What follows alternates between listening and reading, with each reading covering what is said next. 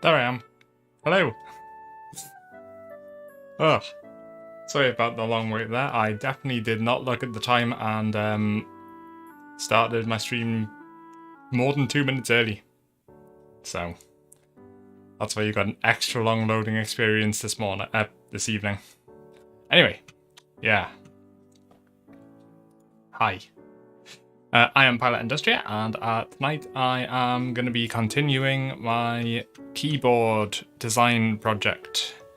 And because I'm so organised, I have not got any of my resources up yet. So there we go, and let me hop right across to my designy screen. Yeah. Well, I guess it is sort of like nighttime here, so maybe I should use my night screen instead, which looks exactly the same, but night. Shout out again to Saya Art for doing an awesome job in the background. Yeah, so, oh crap, I haven't used the night one before, so I don't even have my... Wow, this is going so well. Oh god, it's so big.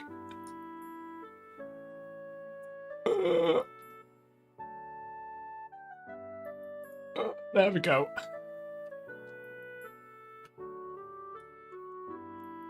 Let me just... Oh, no, that's not what I wanted. Nope, that's not what I wanted. There we go. And move it. I am so organised. Just the best. Okay, I'm kind of leaning a bit into that, aren't I? Let me just shrink myself down and scoot across into this corner here. Okay, that's a bit better. Cool, right, so here we are. So, keycard. So last time we built our schematic, which is here, which consists of our MCU, which in this case is, God, I don't even know what it stands for. That's embarrassing. Well, basically this is our microchip, which is going to be an 80 mega 32U4 AU, which is a 44 pin, so it's square, it's got 11 pins on each side. It's tiny and it's an absolute bitch to solder, but that's what I got, and with the way the global chip shortage is, I'm not going to be getting anything else anytime soon. Even if I wanted to buy more of them, then you're looking at like an 11-month wait, which is just disgusting. Anyway, so yep, this in the middle is our MCU chip. Across here, from top to bottom, this is our crystal, which is what controls the timing for the MCU. It's in theory, you could just wire all of this to the thing, but it just makes it a lot neater if you just use these little global labels, which you can then reference and put stuff in different places. Below that, we've got our decoupling capacitors, which are just used for filtering the 5-volt rail, power, whatever. I really hope nobody watches this who actually understands shit about electronics, because I am really talking out of my ass. Over here we have our ISP header. This is basically serial programming in case something goes completely wrong. And you need to... It's basically a way of accessing the serial programming on the chip if you manage to fuck it up so completely that you basically brick it, then this is like your get out of jail card, I guess. And then we have a reset switch, which is just floating out on its own over here, just kicking back and enjoying life.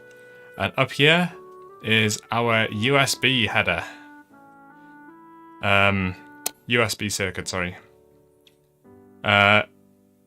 Jesus, this thing looks like a freaking nightmare. Every keyboard I've designed up to this point, I've used a mini USB because mini USB is a good size. It's small. It's smaller than USB-C. It's only got 5 pins, so it's nice and easy to solder. And they are cheap and in plentiful supply and not a lot of work. USB-C, on the other hand, looks like this, which is just a hot fucking mess. So you've got like 12 pins plus the shield. And because it's double-sided, you've got to double up on things, and I've got, oh god, all sorts of anti-static protection and... ugh, yeah. If it wasn't abundantly clear, I don't actually understand most of this. I am just following along with a guide online, and yeah, that is basically how it works. I've used this guide before. It's Master Zen's Designing a Keyboard from Scratch guide in 4 parts. Still unfinished as of May 2022. But all the important bits on how to design the PCB are there. USB is cool. USB-C, sorry. I've just put off actually designing a keyboard that used it because I couldn't find the right size connectors, and I didn't want to have to make my own footprints and what have you. So in the end, I just had to bite the bullet and ordered exactly the same sort of USB-C connectors that Master Zen used in his design. And I had to order them from China and get them sent over. So that was a bit of a wait, but it was worth it. Also, since I didn't mention it... Oh, hello. Trying not to dox myself here with various things, because I'm having to do a full display capture instead of just a window capture, because otherwise you wouldn't be able to see shit. Risky, but hey-ho, is what it is. So basically, this is our layout that we're going for, which isn't at all janky, because I find that I just never really use the right shift. I always use left shift. I wanted ISO, whatever it is, because British. And yeah, basically just a macro block on the left for all of my various streaming hotkeys. Full function row. No nav cluster because I don't even know why. I just liked how it looked without one, so I guess I'm just never going to be able to navigate. And that's basically about it. Rotary encoder up in the top right. Dynamic macro control up here on the top left. And that's about it. And these are about the colour of the keycaps I'll be using, which is Canon keys Type 6, which are PBT, but they are very nice. And they were cheap. And onwards. Alright, so we built our schematic last time, and now we are... Then we went into PCB New and we arranged everything. So everything is in about the right place. I say about the right place, but it's approximately where it needs to be. I don't have a clue about the USB stuff, so this is probably all going to have to be moved around. But yeah, this is how you lay out your PCB, basically. I am going to have to set up my rules for track widths, because I cannot remember what width they are supposed to be, and that is going to be important. Because the tracks for the power need to be bigger than the tracks for everything else. Let me just quickly whip through this. Oh. I just found the thing of how Master's then set up there. Let me see what that looks like compared to mine. Okay, so he has put... that resistor's in the right sort of place. That resistor's in the right sort of place. Oh, I've got my upside down. That looks okay-ish. Another resistor there. Yeah, okay, that doesn't look too bad. A lot of these diodes are... shit, are gonna have to move around, but...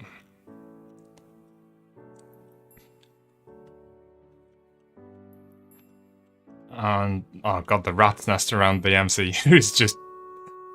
oh, that is so ugly. Alright, crystal looks... like what they have. Good, good. And I think I've got all of my... I think I've got an extra capacitor, actually, floating around. Doing its own thing. But, yeah, C8, I think that's one too many, really. I'm going to count how many they have on their PCB. They have 1, 2, 3, 4, 5. And I have 1, 2, 3, 4, 5, 6. Is that right? 1, 2, 3, 4, 5, 6. Yeah, okay, so I think capacitor 8 is not needed.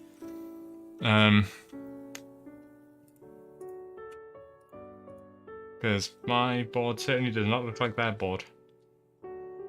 I've also put my reset switch and ISP header together on the opposite side of the spacebar, whereas they've separated one on one side and one on the other, which just looks really weird to me. But yeah. Now comes the fun bit. I'm gonna have to start joining stuff up.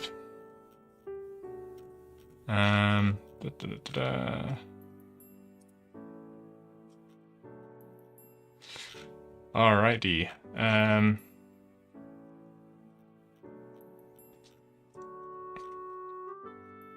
So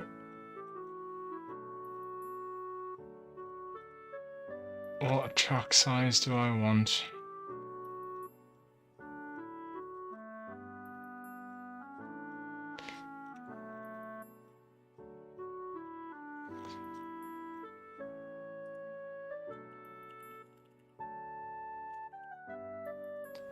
What's this on there?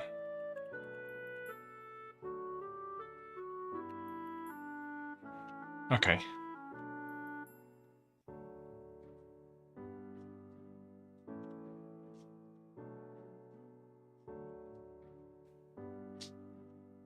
I am just double checking what size they've put. So they have made theirs 15 mils for their power. So I think I am gonna...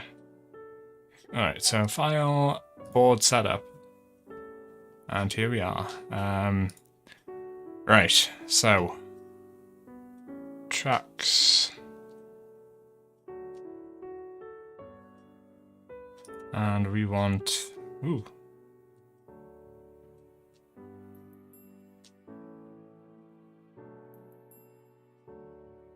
Oh, hang on. Net classes. Okay, here we go. So, default is 0.2 and a track width of 0.25. And what I want is power. And that needs a track width of 15 mils. Which I have no idea what size that is in millimeters. And I think the rest of these need to stay the same.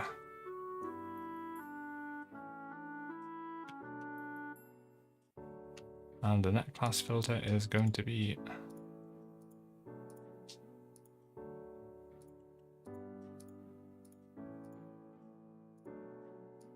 what the hell?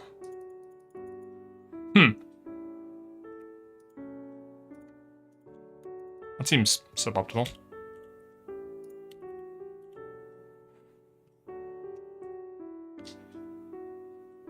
And for that we want 5 volts and ground.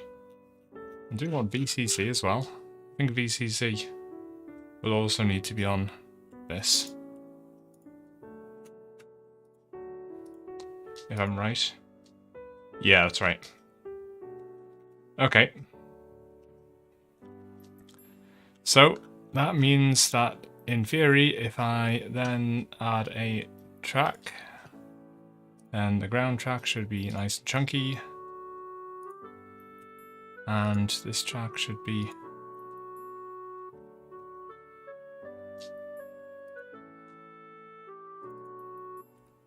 hang on.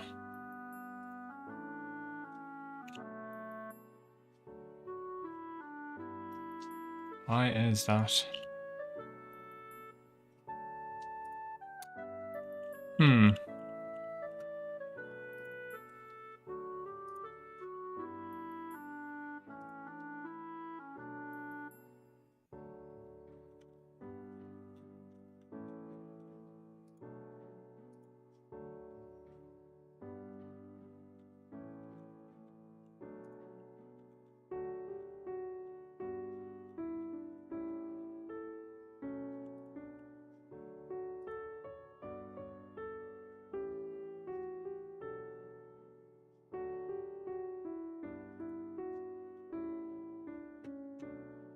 What am I doing wrong here?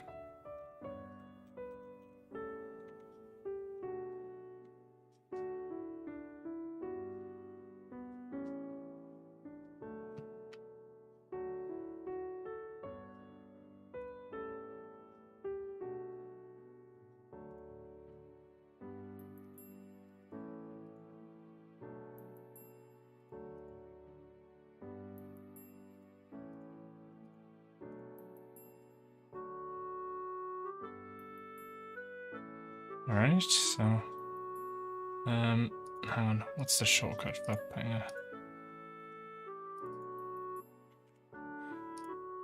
There we go. So now we've got a nice chunky track for the power. Right. And onwards. So I think the next thing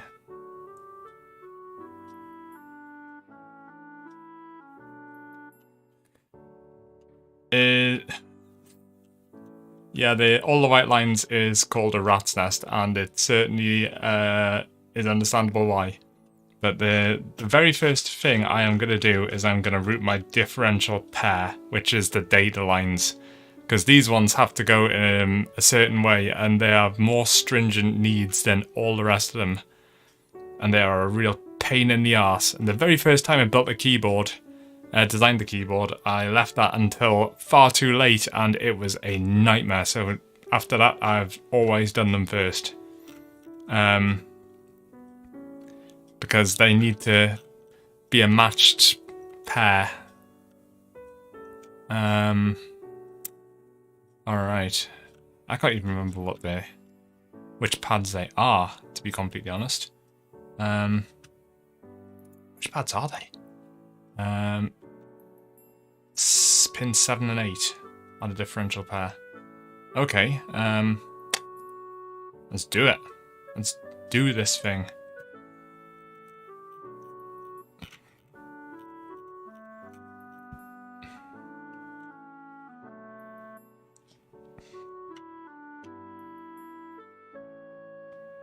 So, pin 7 also needs to join to pin 6.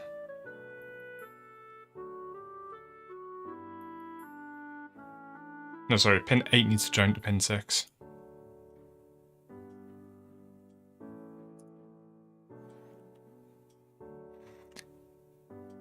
Yeah. I think I need to make my grid a bit smaller. Because it is... let's have a look-see.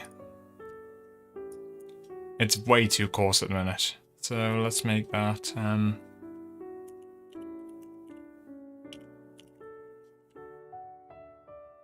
That's not that much smaller, is it?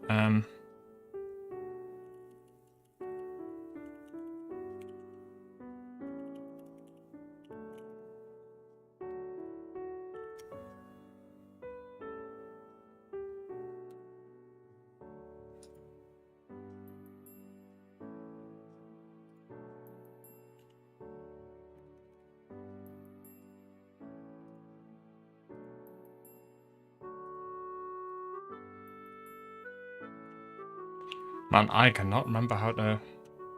It's been too long. It really has been too long since I was last using this.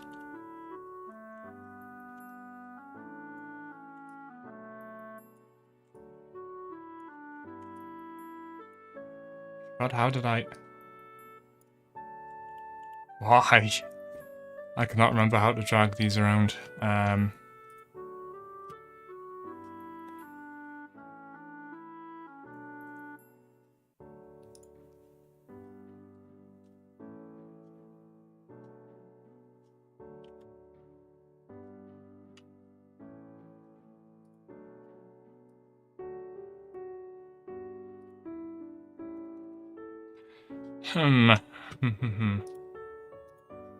God, I'm so rusty on keycard.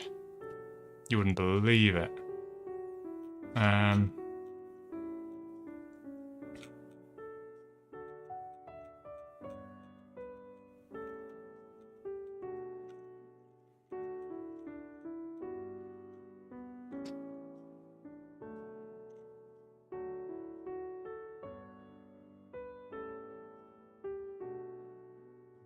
Ah, right, yeah. Okay, I got it. This grid's still a bit coarse. For this at least. Oh, that's a 15mm grid. Let's drop that to a 10mm grid.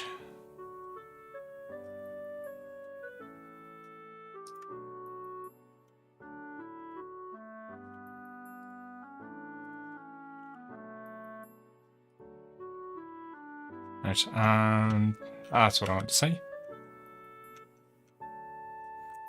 And then we want to do the same on the opposite side, so I'm remembering so many shortcuts now.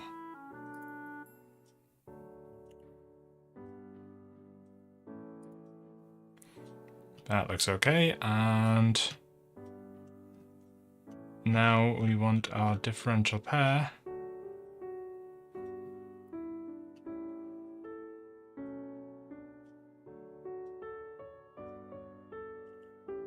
So this wants to come down to here. And this wants to come straight down to here.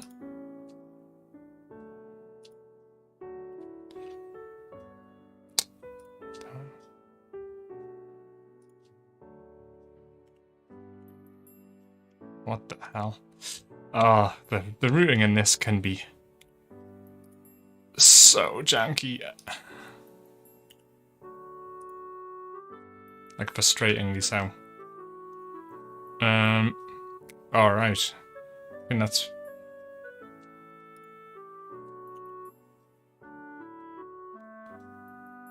That might be as close as it's going to let me get those two. I don't know if that's close enough though.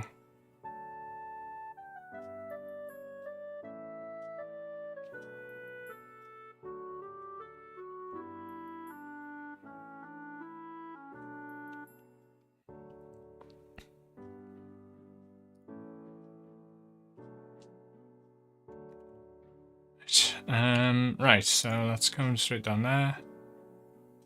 And then to that. Straight down there. And to that. God's sake.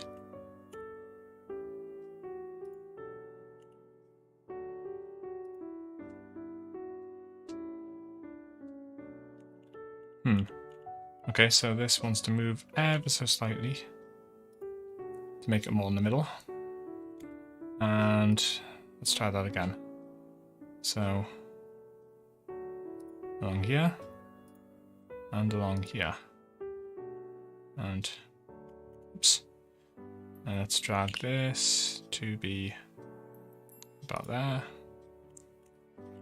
And that doesn't look too bad, I guess. And now, the fun part.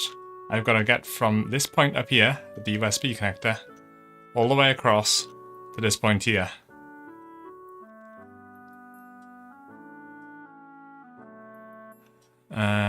What is going to be the best way to do that? I hear you ask. And the answer is, I am just gonna fucking wing it. Right, so we want a differential pair.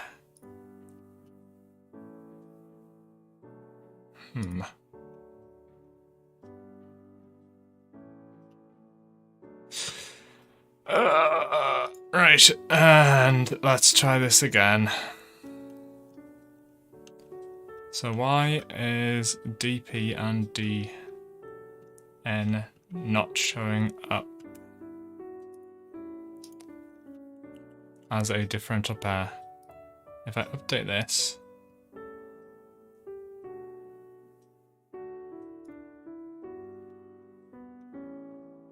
it has not labelled those properly, has it?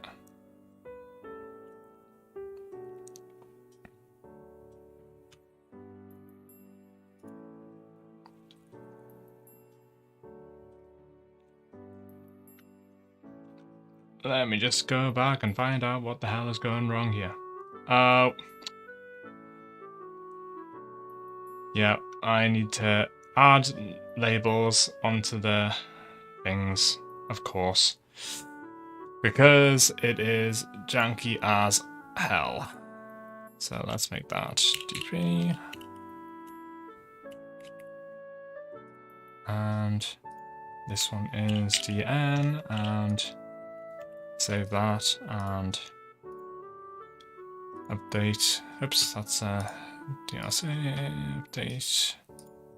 And there we have it. Okay, now we can route a differential pair.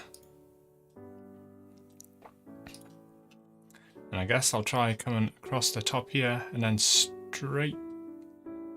Well, I can't go straight down, unfortunately. But I can try and do this with as much room as I can. Which means a lot of diagonals.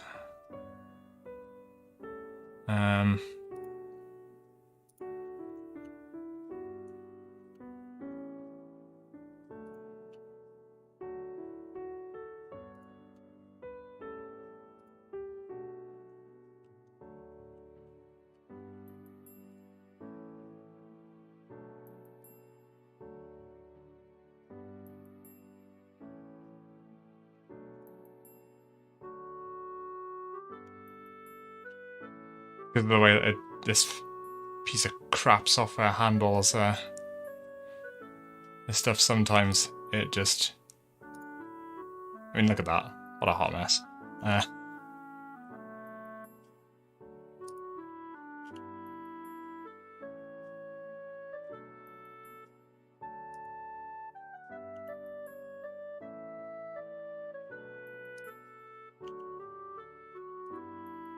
That doesn't look too bad. I've seen worse. And here comes the fun part.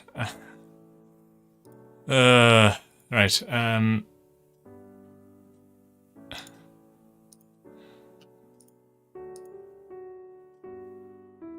165. And this is a 165.06. And no way are these the same length. I'm not that lucky.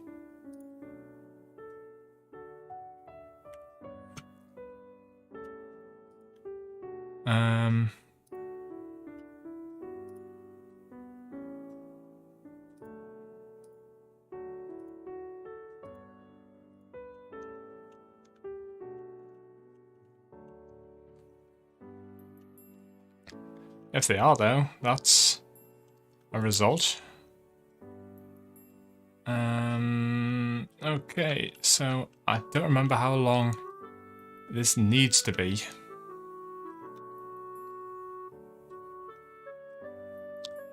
To be honest. I think it's probably longer... Oh no, it can't be any longer than the one I've got in my other keyboard, because the USB is in a very similar sort of place. let me just double check that.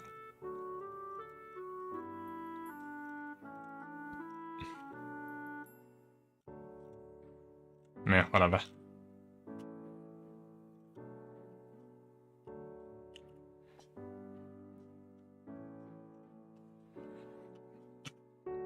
And yeah, you're right. I mean, it can be tedious, but it's kind of satisfying in a way. I guess it's the same way, for the same reason that people play games like Power Washing Simulator and that. It's just over time as it all comes together. Alright, I'm just gonna quickly load up an old. I'll just quickly disable my screen sharing just for a second, just while I double check this, because I don't want to dox myself, and literally any keyboard I have ever designed would do that because I built so few of them in such small quantities. Anybody could look up the name of the keyboard and they would know exactly who I am, so probably not a good plan. This will just take a second.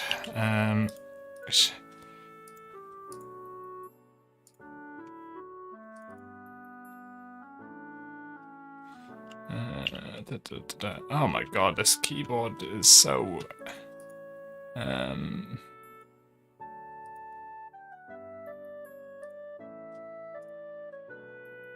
Okay, that's 134 mil.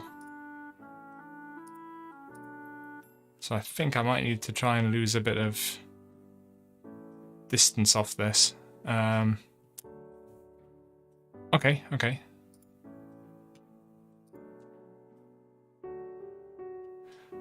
You already know where I live, but in the event that anyone else ever stumbles on this stream, then, I wouldn't want them to know where I live as well. That'll be too many people.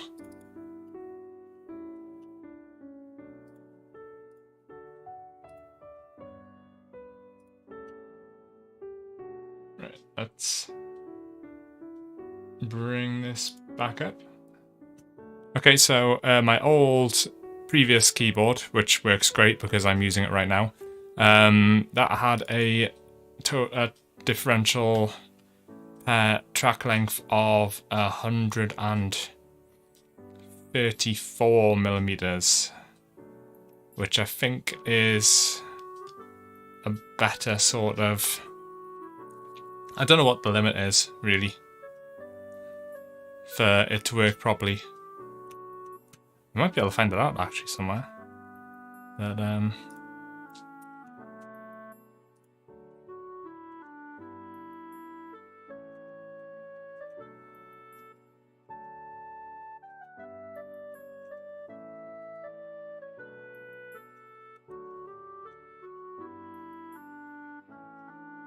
my god. Trying to navigate through this in a hurry is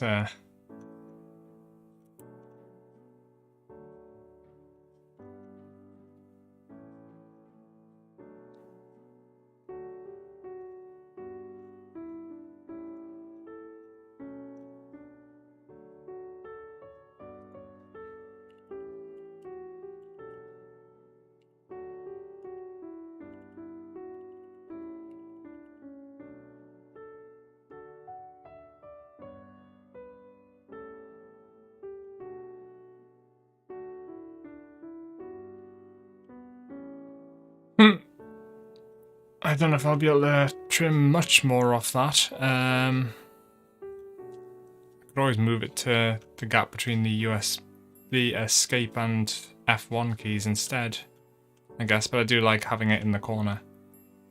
Either I could just shove it straight in the middle, like between F4 and F5. That would be a nice short run. But you know what? It's just for now.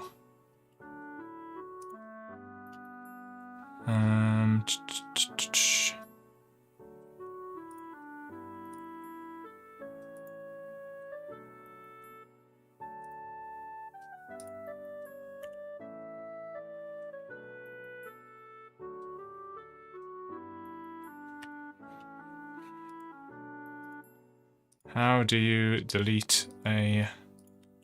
No, if I just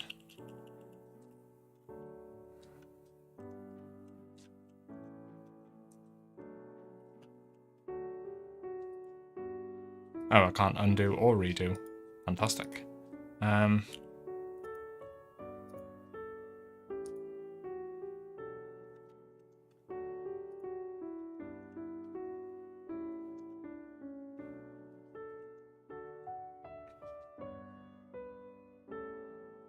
Went down there. 1,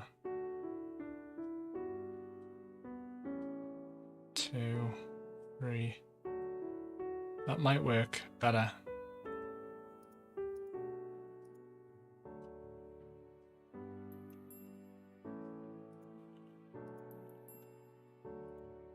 How do I...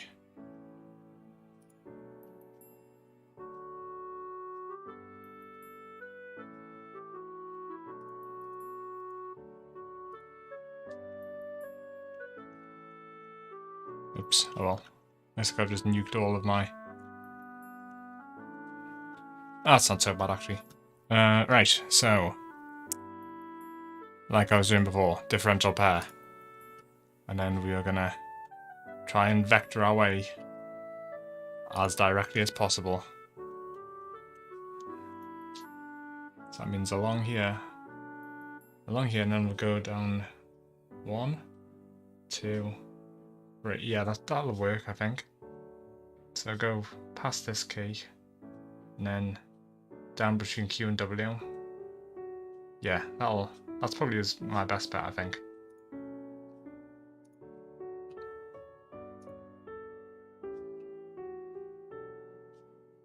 Actually, does that work?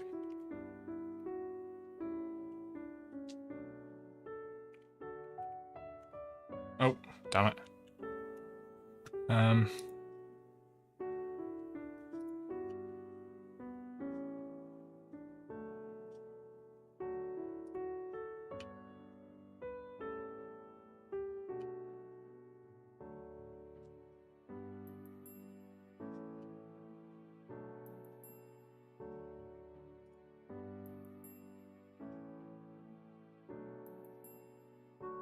The problem of doing this is you've got to cross a differential pair at a 90-degree angle, and it means I'm going to have to do some real bullshit sort of...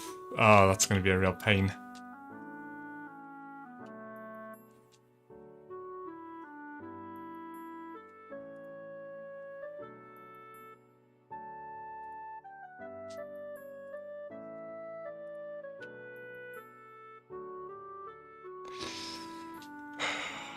Oh, yeah, that could be a real fuck on, but we'll find out. Right, so... Let's see. This one is now 149. 49.017 and 140. Wow, they're exactly the same length. That's nice.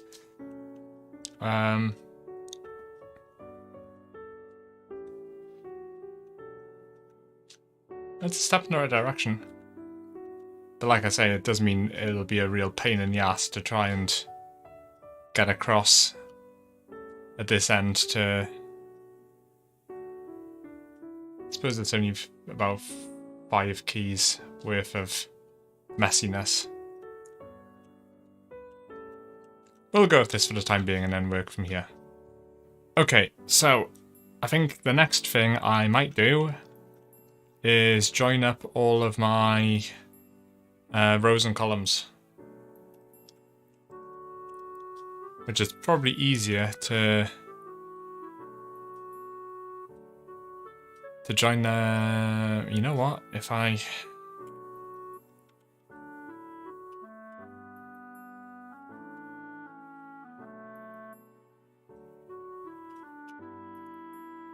Oops. Don't wanna... Damn it.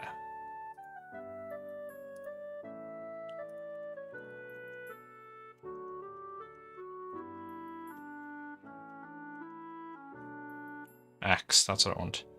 Right, so... I'm just gonna... join these up. These columns.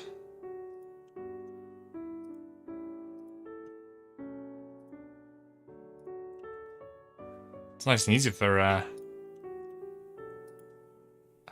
God, doing an ortho board must be like so piss easy compared to this.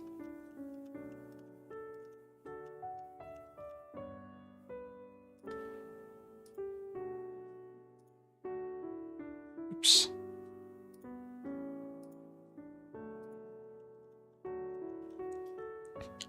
And then our second group.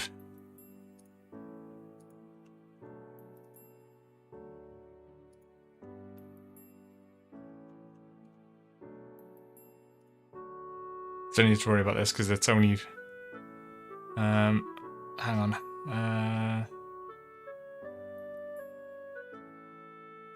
Across that over there. That should be fine.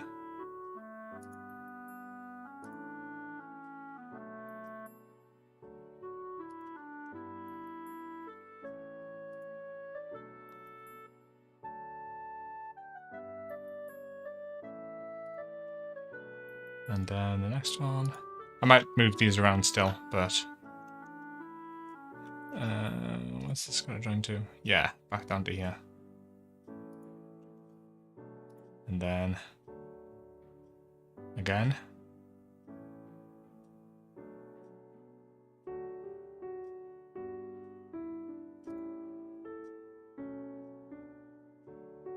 Don't want any 90-degree corners. I've seen some people build do rounded root tracks and that on their on keyboards, which is interesting, but I don't know. It just kind of looks weird to me. Maybe it's because I'm so used to all PCBs having like 45-degree corners everywhere that I just can't compute. Lots of rounded edges.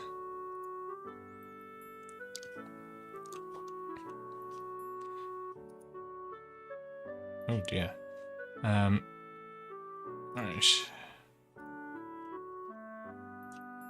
Like I said, a lot of these probably are going to have to move around.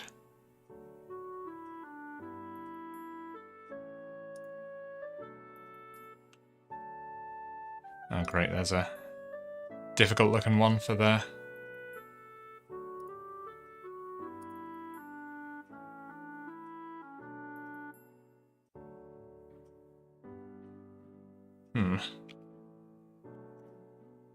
I've forgotten how to cancel or to go back one track for the...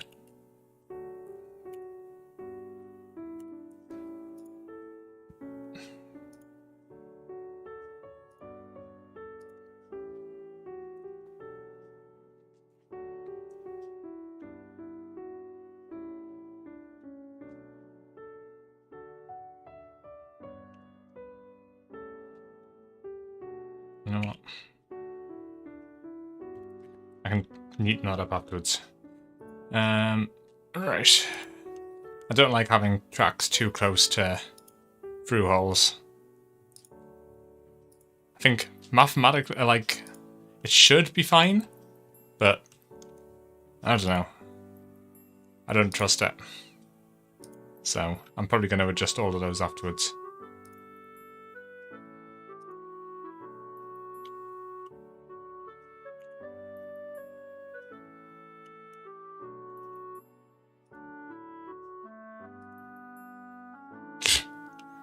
Yeah, that coming a little bit too close.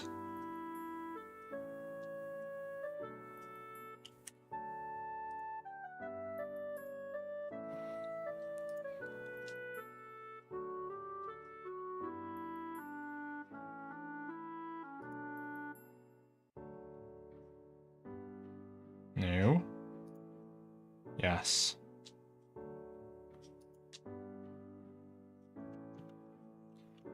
And then I think that's the end of the line for this one. Yeah. So, you know, I'm gonna grab a drink. I say grab a drink, I already brought a drink up, but pour a drink would probably be a better... Oh god, that's busy.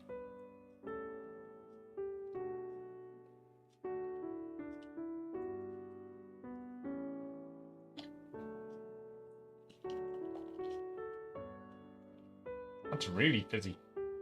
I got like a weird fancy fruit beer type thing, I guess, from supermarket last time I was in, because it was on sale. Oh, thank you for the notification, Malwarebytes. The stream is not sponsored by Malwarebytes.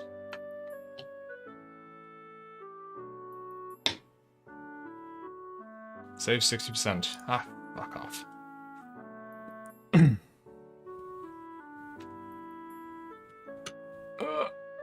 You know what? I think I need some background music on.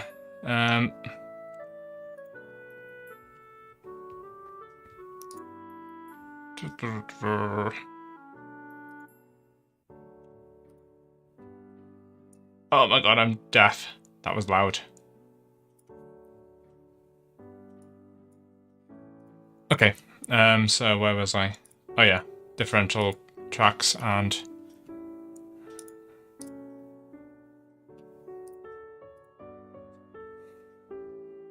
Cool. So yeah, the you'll see that I'm joining all of these together in like a sort of U shape, and that's because each of these is a it's a duplex matrix, because I had too many pins to be able to join it as a normal conventional matrix, so I had to double up. And I don't think I showed the matrix earlier actually. So if I bring up my schematic, it is on a separate sheet. And yeah, that's basically the brains of the keyboard. So if you've got enough pins, then you can just have one pin for each row and one pin for each column, which would, in this case, I had how many?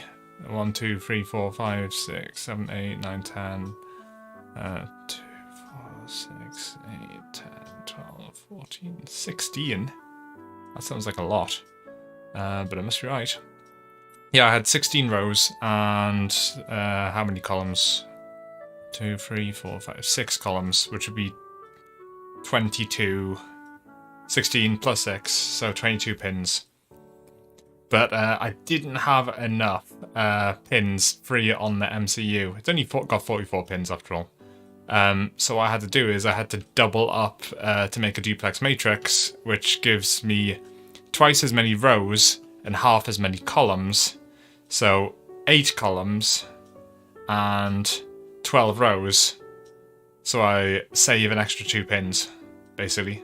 It's a lot of work extra work to be able to save that few pins, but it's enough. It was enough to make it work.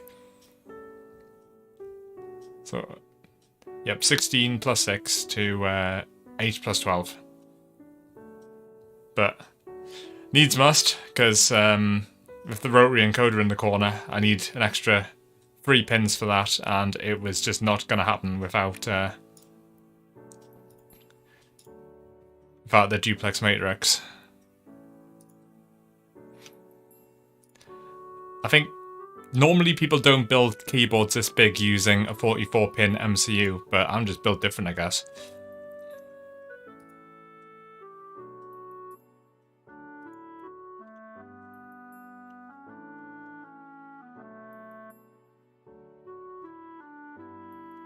Oh yeah, it's a weird layout here.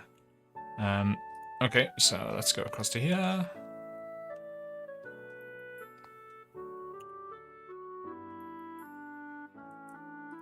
And then this one. Oops. What the hell is going on? Okay, the auto route tracing is not reliable, let's say. It freaks the hell out on a regular basis.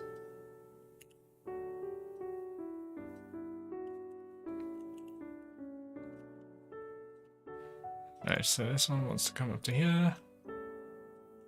Oh my god, why? It's like... It certainly doesn't choose the optimal route most of the time. I might have to just fix that afterwards.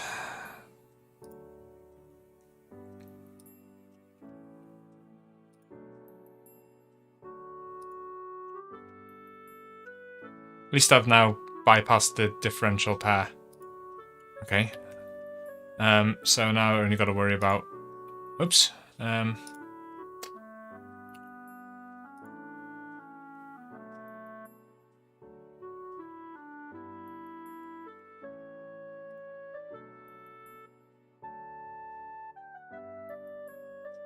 It's like, look at this. Why is it... It's probably because I'm using a grid size that doesn't mesh with the... I wonder if I could fix that, actually. So I want something that's about 0.254 millimeters, don't I? So... let's see, 19.05, because I'm doing this as multiples of a keyboard unit. So that's 19.05.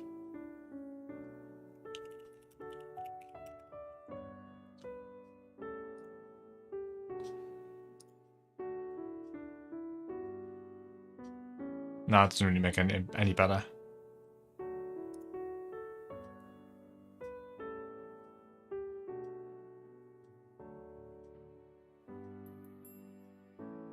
Nope, it's still just as janky. Oh wait, because I'm not using the right grid. Oh,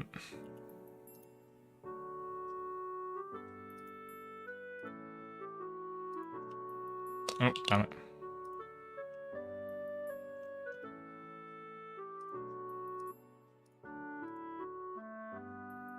That actually works a lot better.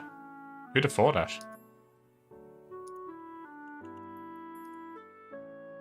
He says, before it immediately doesn't work better.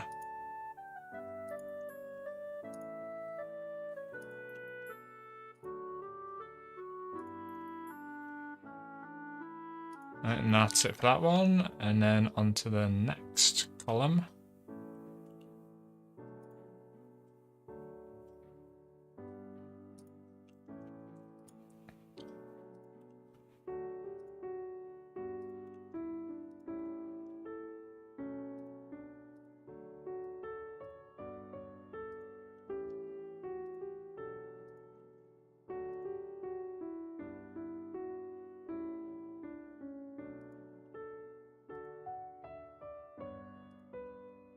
This is going together okay, I think.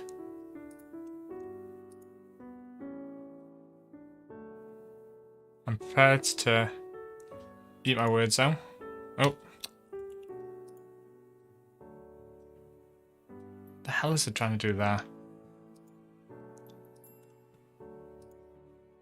I can't complain too much because this software is free and the alternatives are often very much not free. Like a free piece of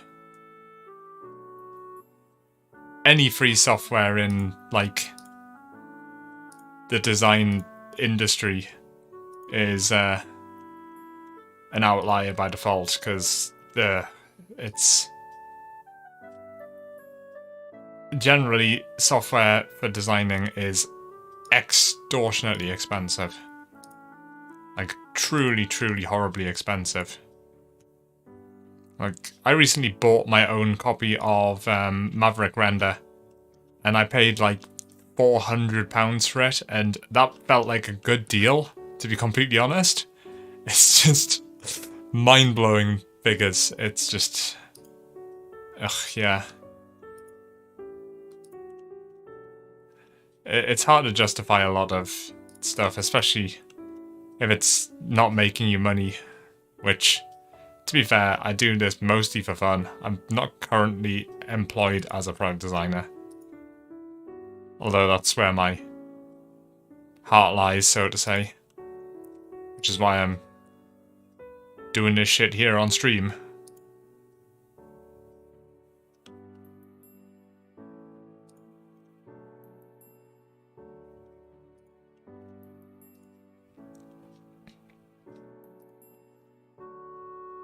Alright, and then we want to come down to this next one. Try to come on the bottom. Yeah, it's pretty easier. And that is all of our columns joined up.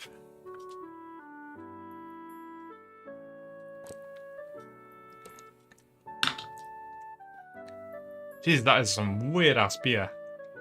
Oh. Wow, yeah, that is very, very weird.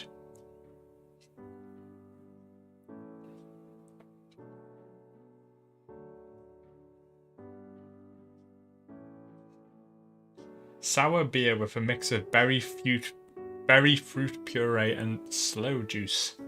Yeah, that is unusual. But I can't say I dislike it. Anyway, enough about my drinking habit. And onwards. So we're going to join our columns next. Rows next. And this is where things are going to start getting a bit janky.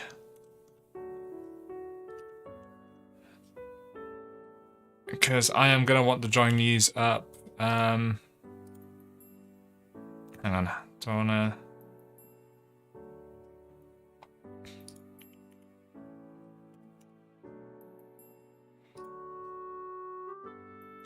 I say I can manage that a nav cluster, but I mean... The keyboard shortcut is page up and page down for changing what layer I'm working on. So, real talk. I'm never going to be able to truly ditch the nav cluster. But,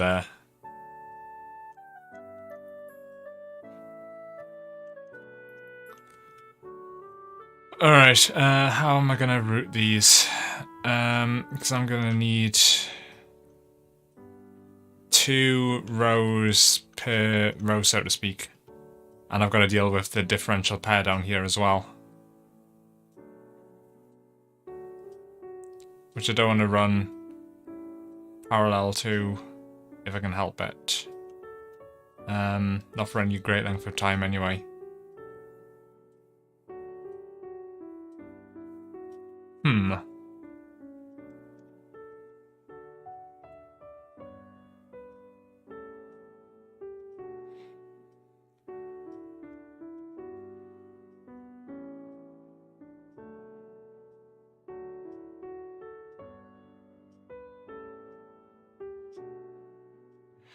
I'm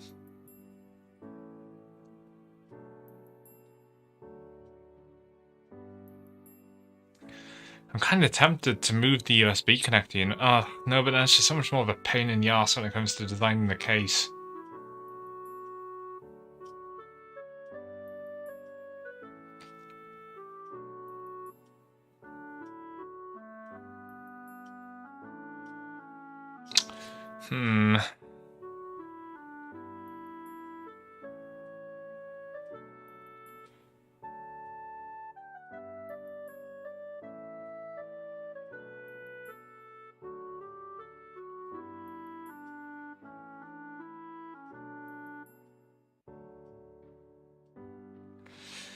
Oh, it is a bit of a pain to design the case, but on the other hand, it shouldn't be that bad, because this time I am not going to have to design a floating piece to go in the middle.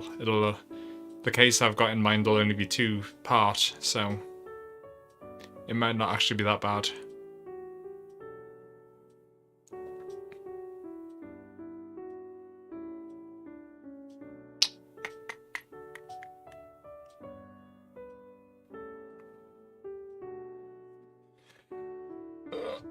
Let me just have a look at my other keyboard, which has it in the middle.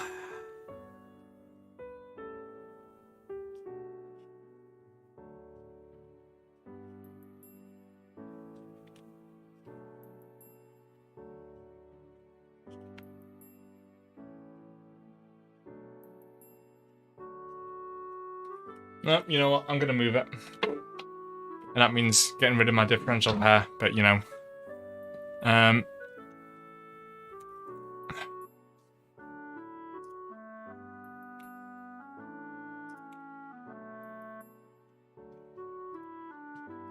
Alright, so I want to just select these bits here.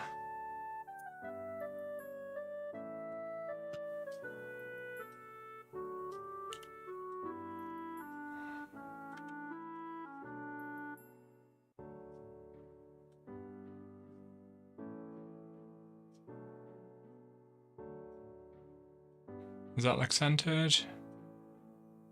Yeah, it looks pretty good.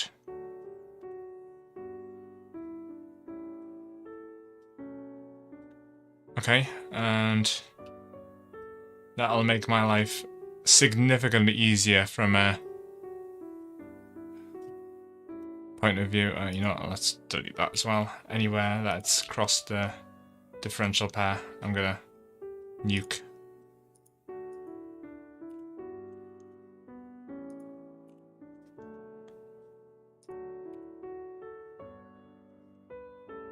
And that means I can redesign that better, so to say.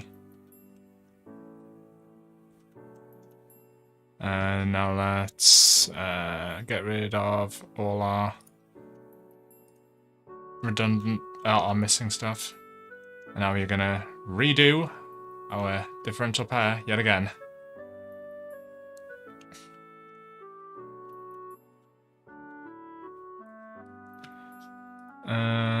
Let's route a differential pair.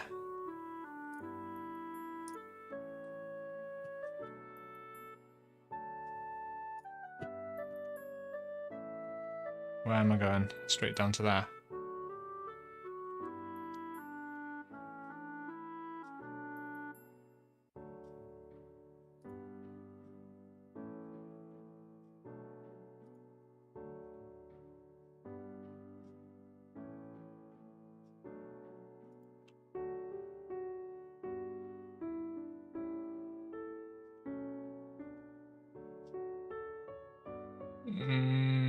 Wonder if I would have been better coming down this side. It's quite a long way to come back though. Okay, let's undo that. And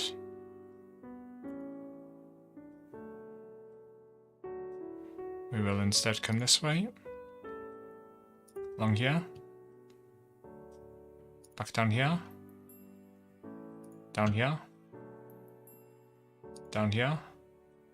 And to there. And that should be a nice short run. And I've only had to cross one of my tracks. Actually, you know what? If I move these around, then I'm just trying to give myself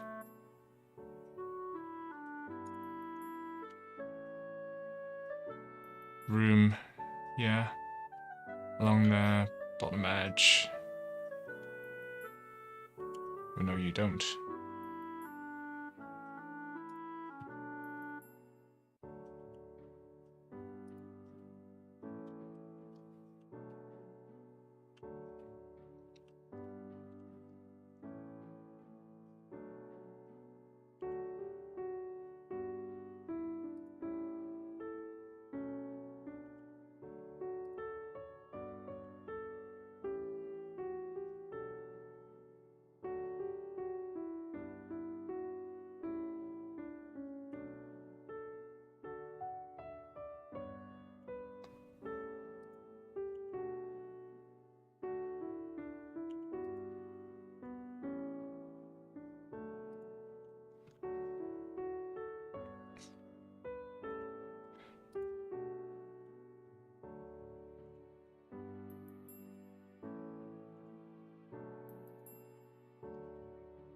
Okay, that's not looking terrible. What the hell's happened there?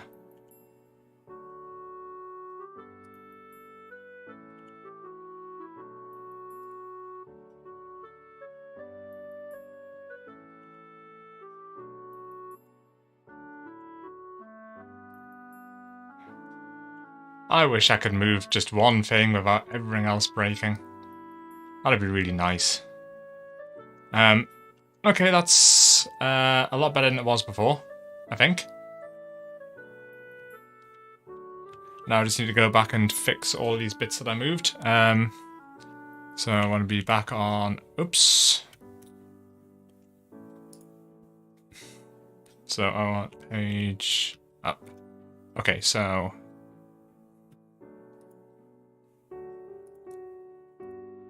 back on fixing these up. And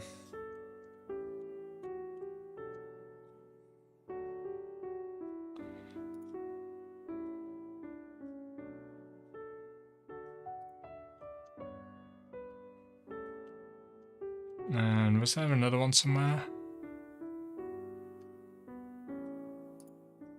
Ah, yes, you. Hello. Wait, no, not you. You. I see you. You can't hide from me.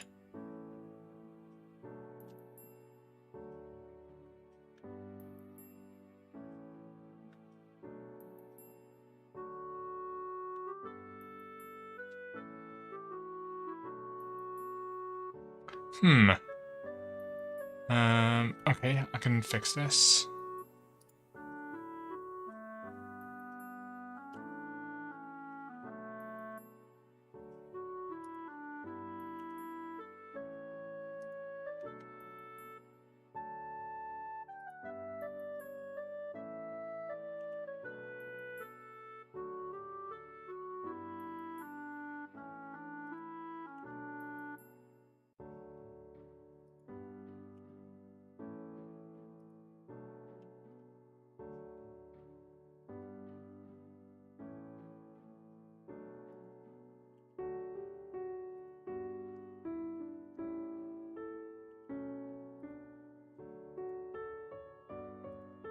Why?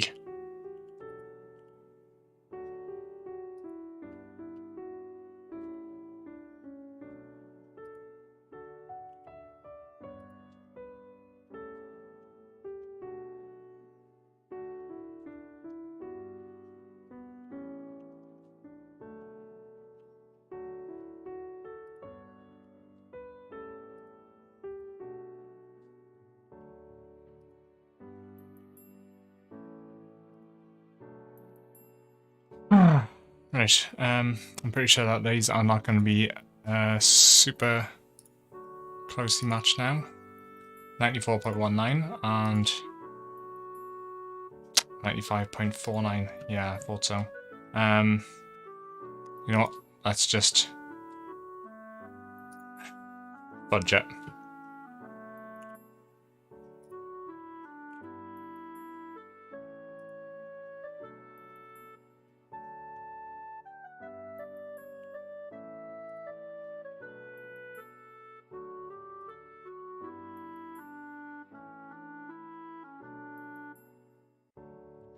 Alright, now let's measure these again.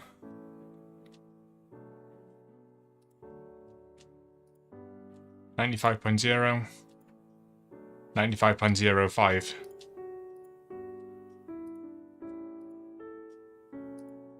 Okay, I think that's close enough.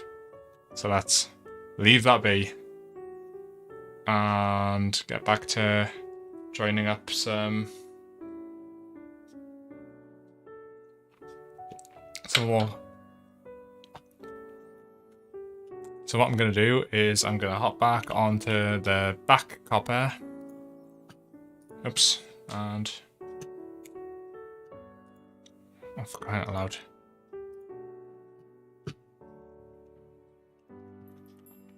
Basically just, you know what, I'm going to hop back on my user grid. And we will make a top.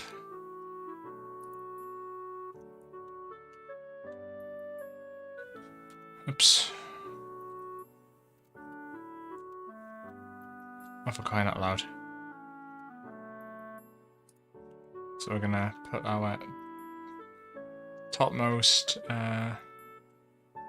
one over here.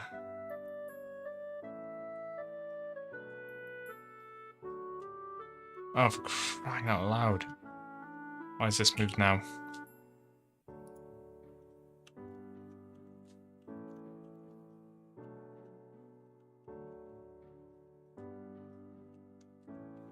All I can say is they better be the same length still.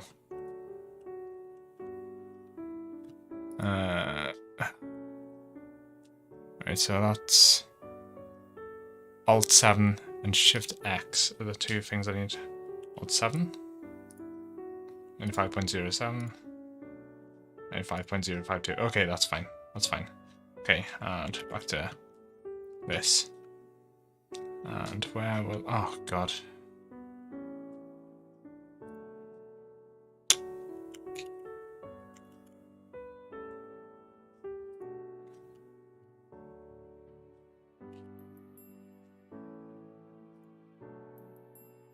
Right, so what we're going to do is we're just going to drop via here, hop straight under here.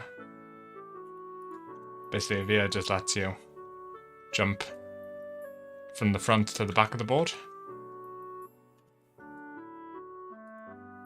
And we are going to just do that.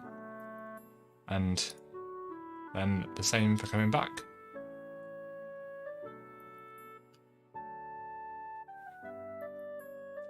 To the other side. And we want to drop a via here.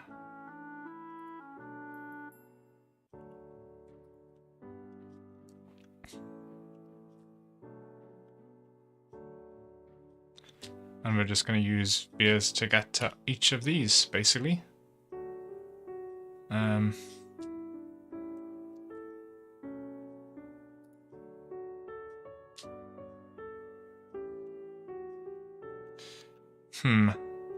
Say that.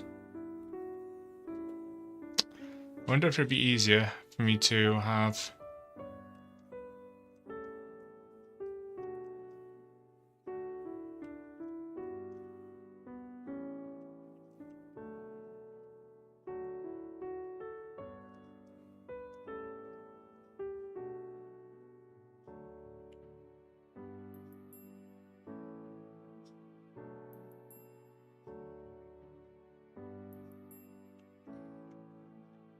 Okay, so I know that this needs to be here. So let's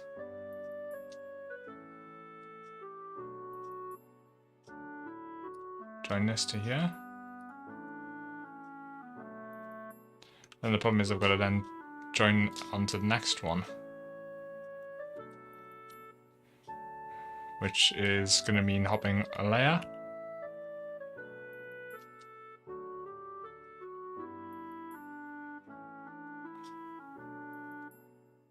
I'll just do this at the corner, I guess.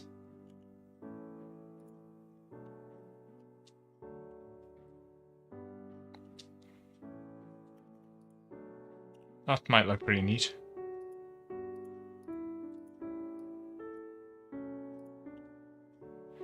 Okay, so we'll just... Oops.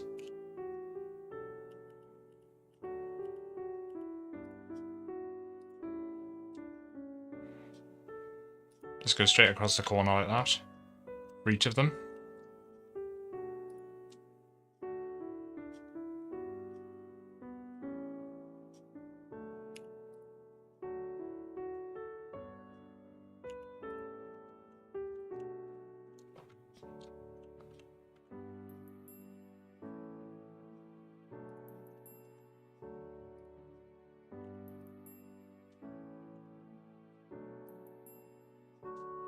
Why is that not locked onto there? Oh, damn it.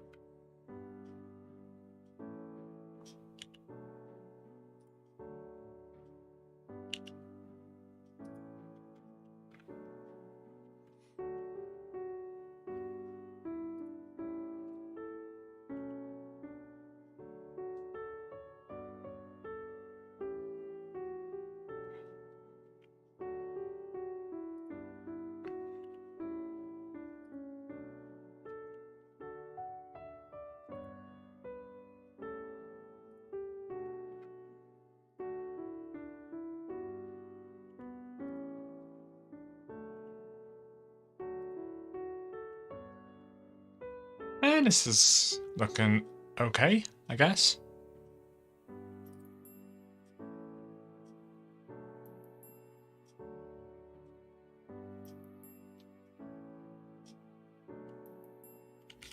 I can move this back to where it should be now, can't I?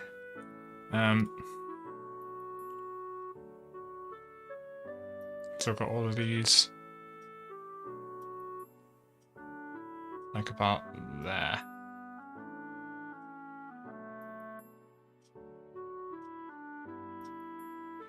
That's right, isn't it?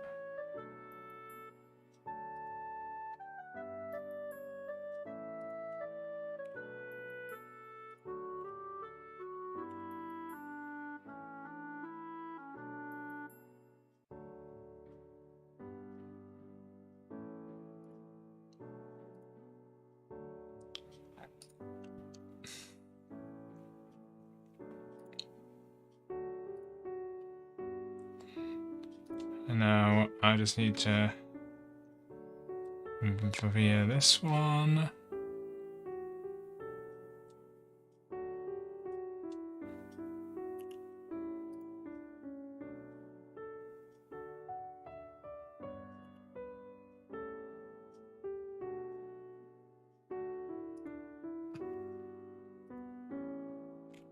And I can get rid of this little bit.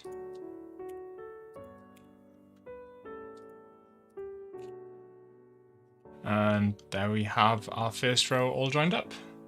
So I've just got to... Oh wait, I'm missing a one here.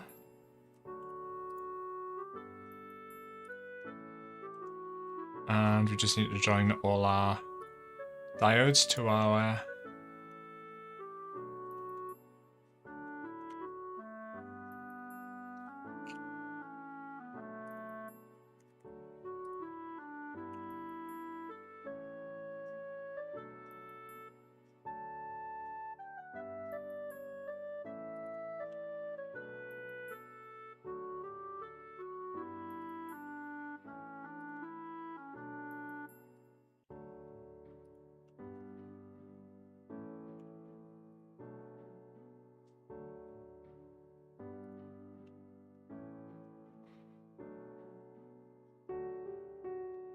What the?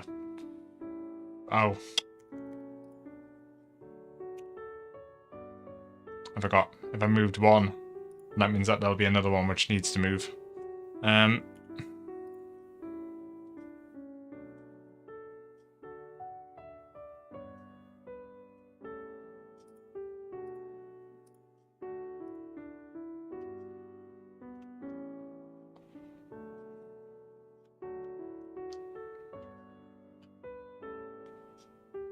Alrighty.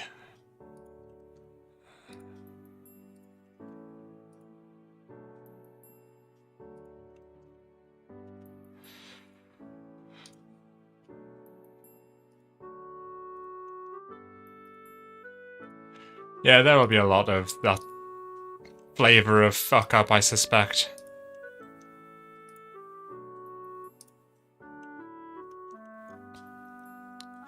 Alright, so that's my first pair done, and now I just need to work out how I'm going to do each of the other pairs. If I just put them just each side of the join between the switches, it's probably the best place for it, although it will make for a real hot mess down at the bottom here. But thankfully there's not that many switches at the bottom.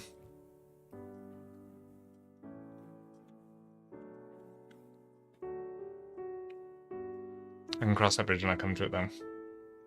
For now I'll just keep joining at the top. Work from the top down over. And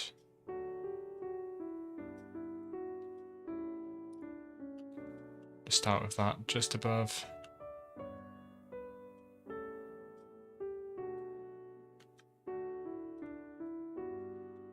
And now we want to hop across this gap.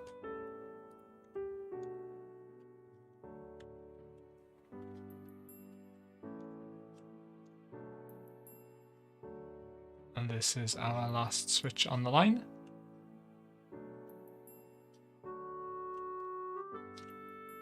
And we want to basically do the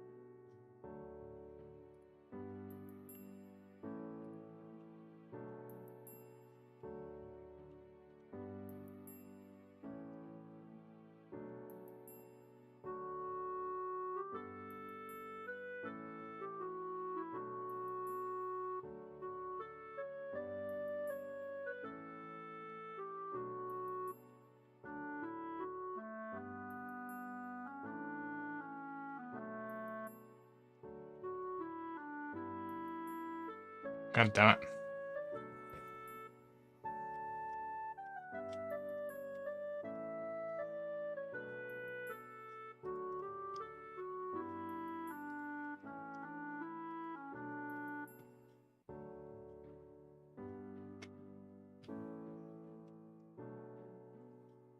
Come on, keycard, work with me here.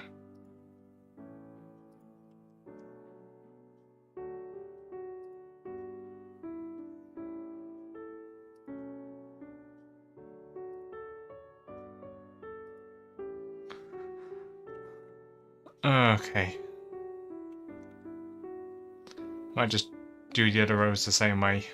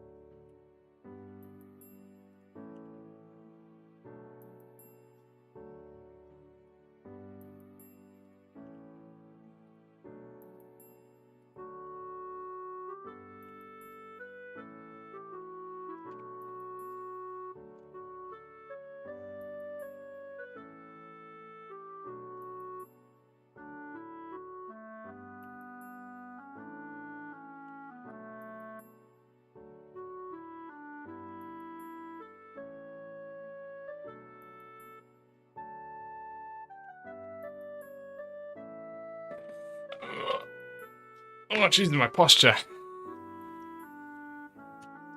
It is not great.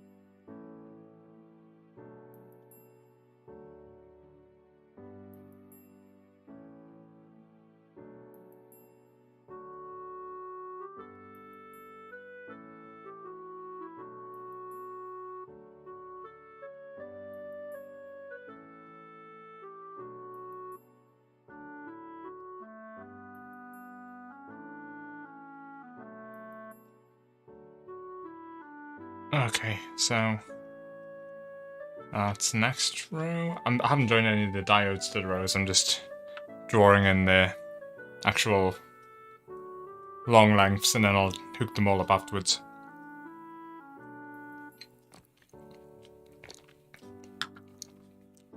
Because I'm not looking forward to having to join the bottom 2 rows, I'll tell you that much.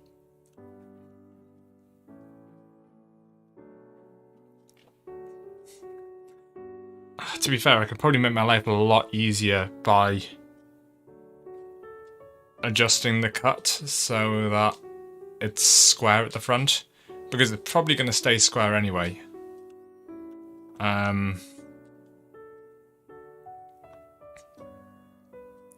Just for aesthetic reasons when I could design the case, if nothing else.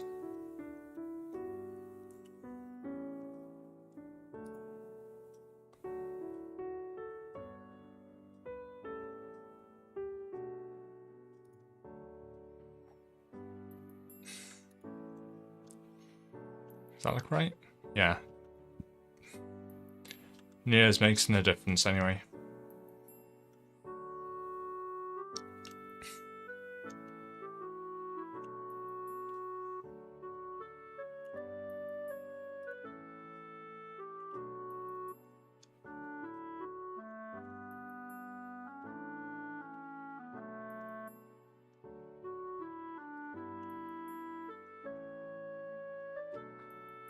I do not like that differential pair. Let me just drag you down a little bit.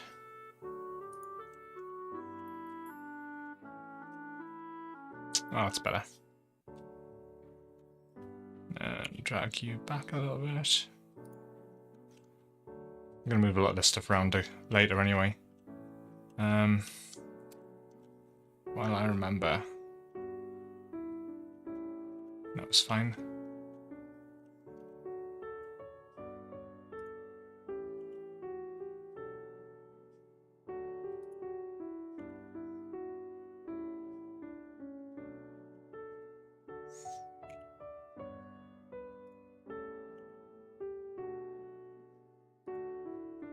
Why?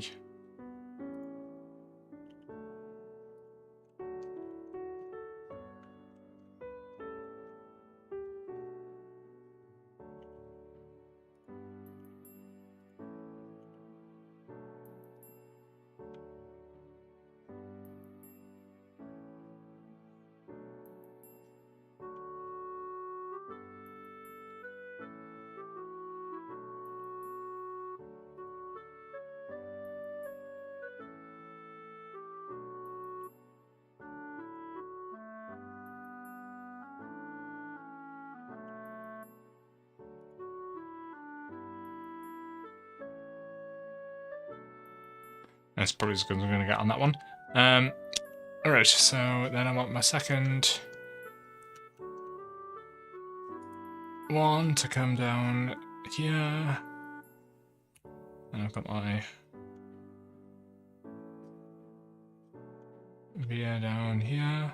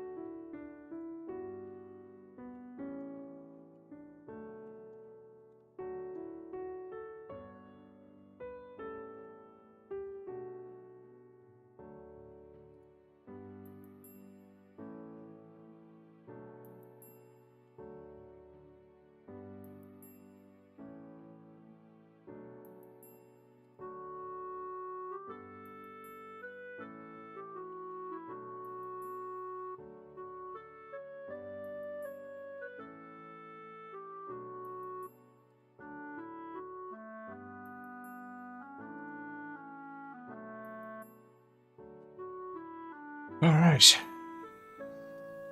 Next one. This is where things are going to start getting a bit spicy.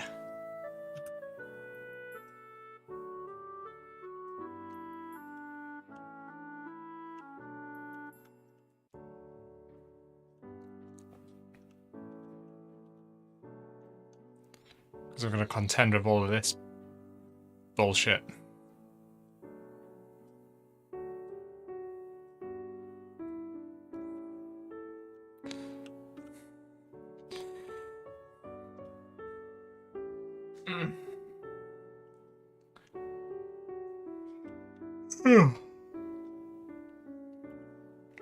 Oops. So...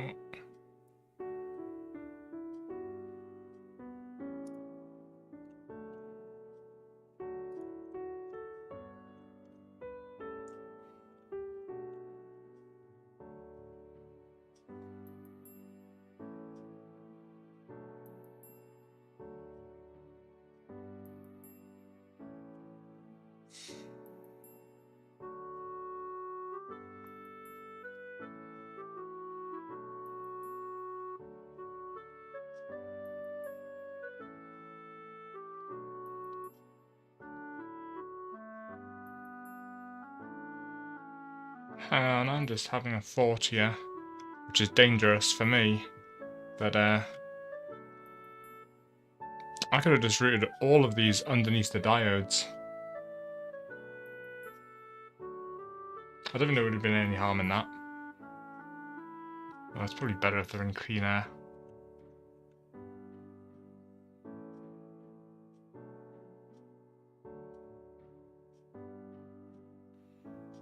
Unless I just divert up and out of the way here.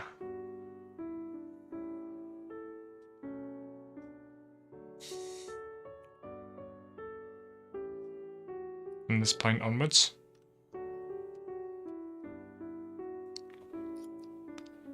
And then via take a via across here.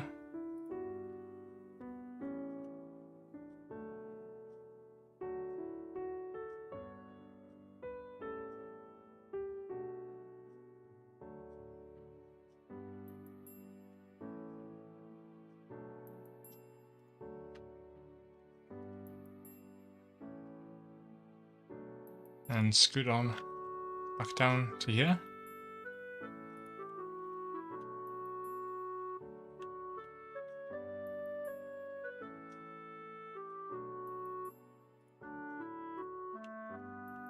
See what this looks like by the time it's done.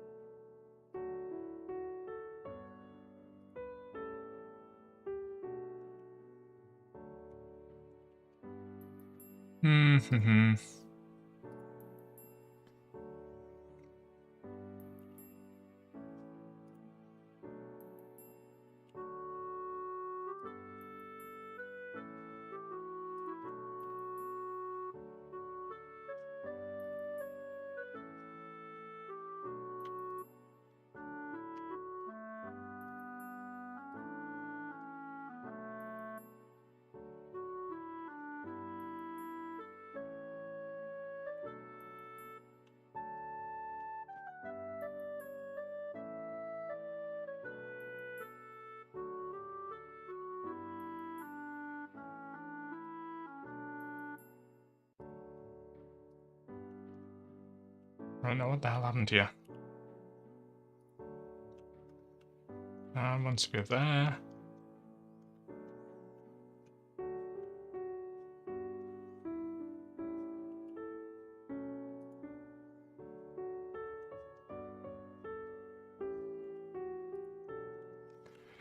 Okay, that is not terrible.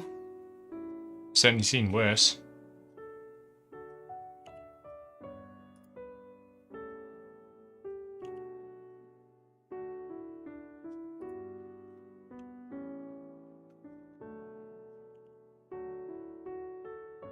Nope.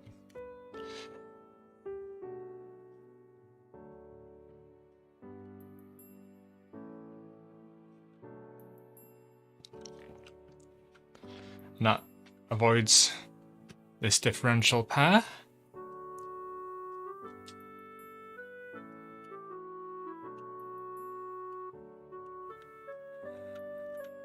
And then all I've got to contend with is the very bottom one. And what I'm thinking... So, if you look at this, let's load up the 3D viewer. Nope. So if this is the shape of the board,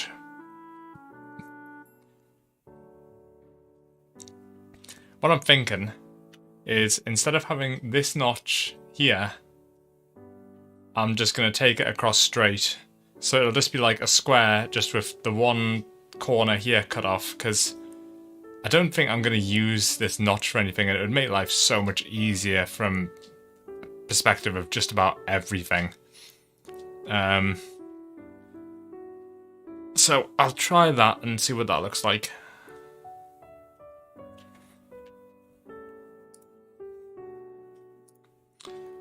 Alright, how big a corner is that even? So I want to be doing edge cuts, and this is like what, about 1, 2, 3, 4, 5 in.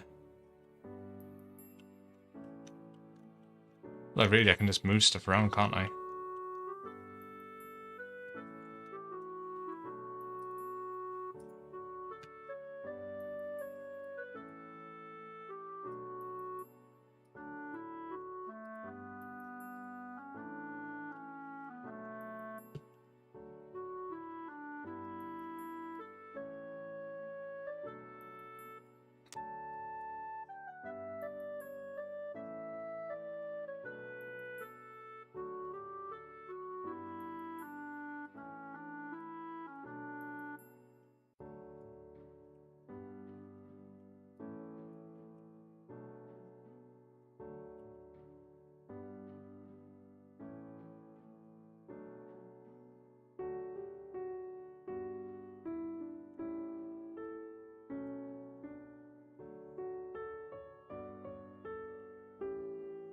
Oh, what the hell?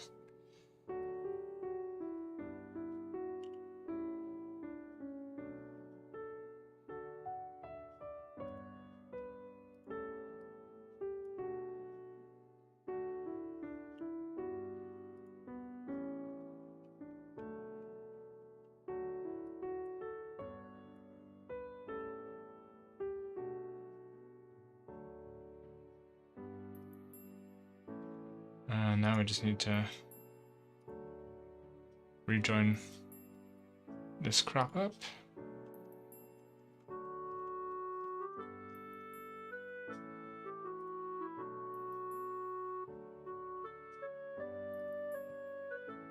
Now let's see what this looks like.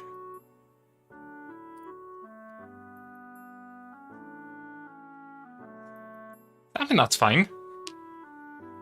They made my life so much easier from an assembly point of view, and I think it'll look pretty okay. If I have a longer bezel at the front, and then notch out the side, at the corner. Oops. God, what is with the navigation in this? It is just...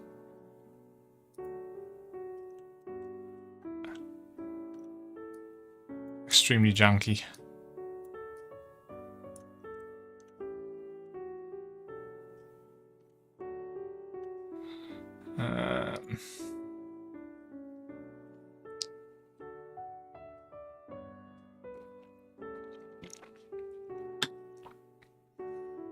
I think that's okay.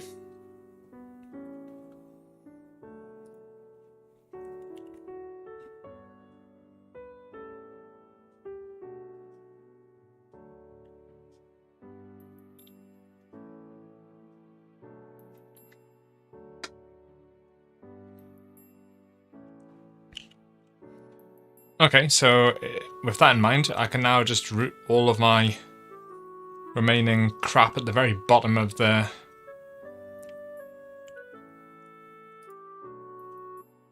Just take it so that it's right near the bottom of the... Or maybe not that far, because I need room for the second one. Take that just down to that line there. Oh god, there's so much room. This is going to be such an easy build. Which, God knows, it's high time I did have an easy build.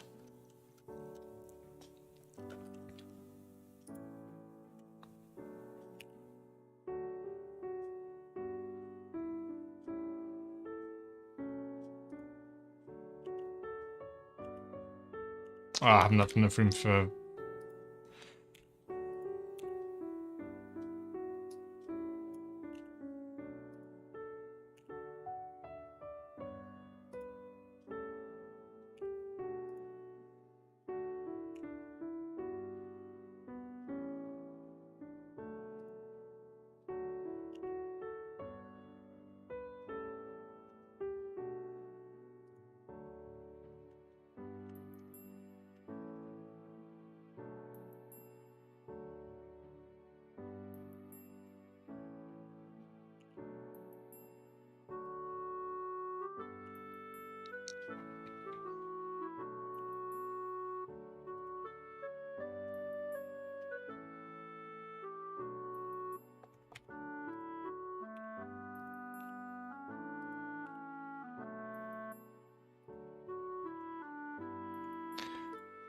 Okay.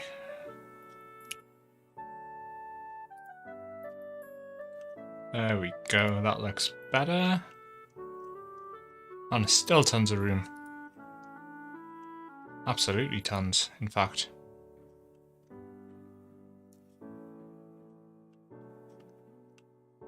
In fact, there's so much room, I think I'm going to move everything up a little bit again.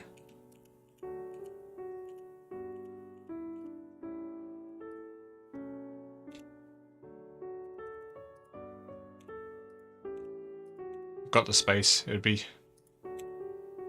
a shame to make things more difficult for myself than they need to be.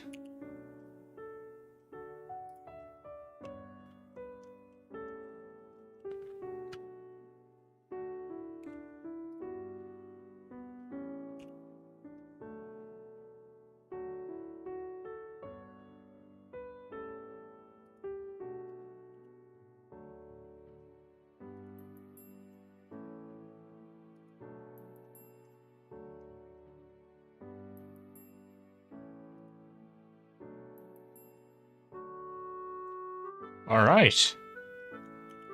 Well, that's all of our rows basically in place, so just, now I just need to hook up all the diodes. And we should be golden. Okay, first I'm going to go across and join all of these up. And how have I done that on the top? Out over and then down. Just for consistency's sake.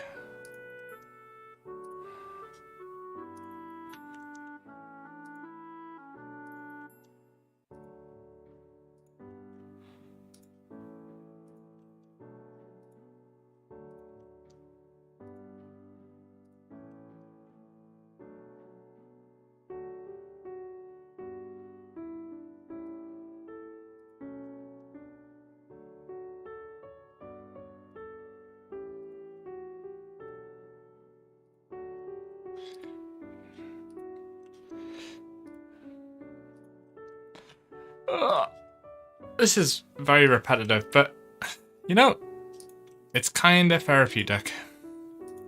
In a weird sort of way.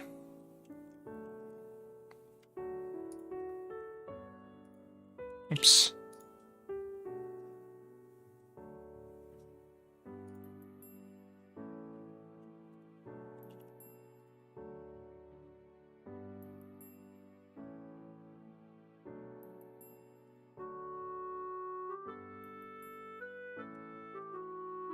I think this one doesn't want to line. Oh no, it's just being a pain in the ass.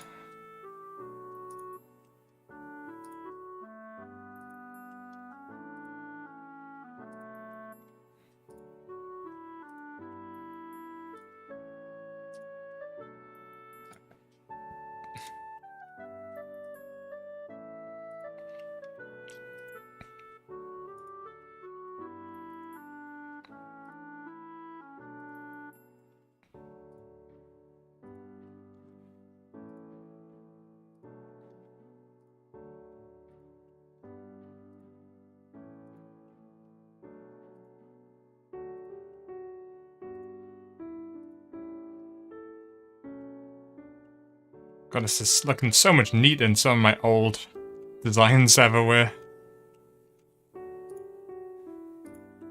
It's a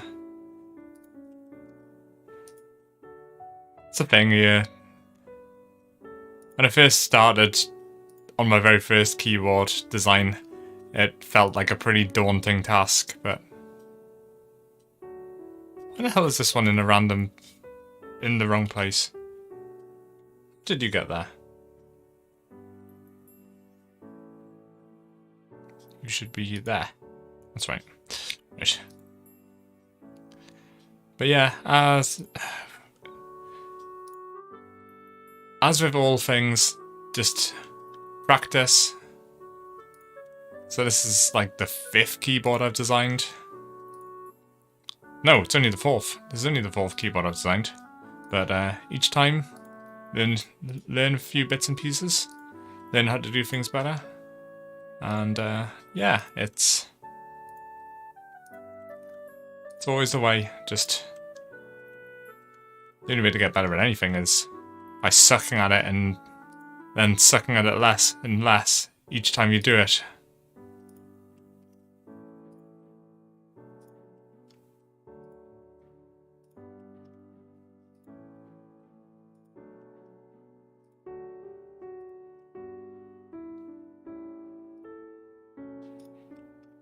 Right, I've still got some bits on the rat's nest, but they're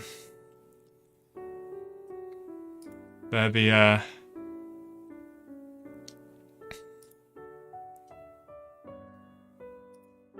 bits that haven't got anything attached to them yet. So like where the matrix hooks up to the MCU. Oh, have I got a column missing there? Looks like I kind of do, doesn't it? Come on. Come on. There we go. So why is this column not connected to this? It certainly looks like it would be.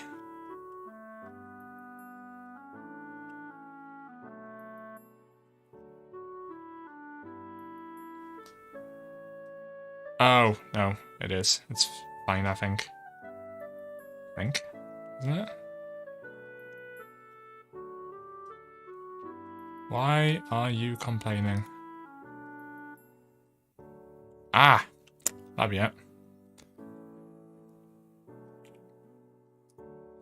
So this should be connected to here, but it wasn't.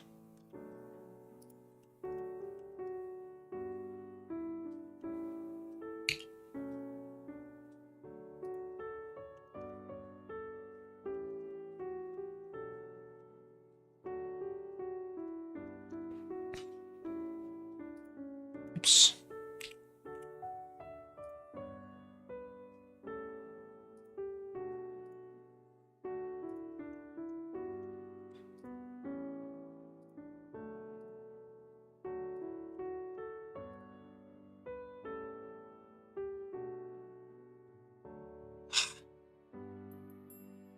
Snapping on somebody. This, Come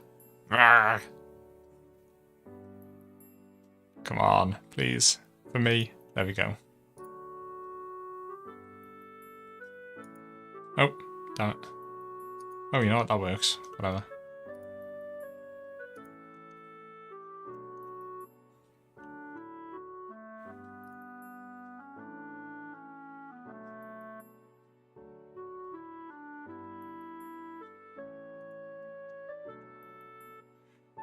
I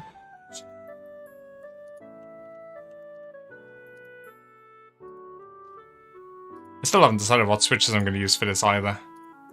The Acco CS Lavenders are looking like a good candidate, but on the other hand, prototypists have just started doing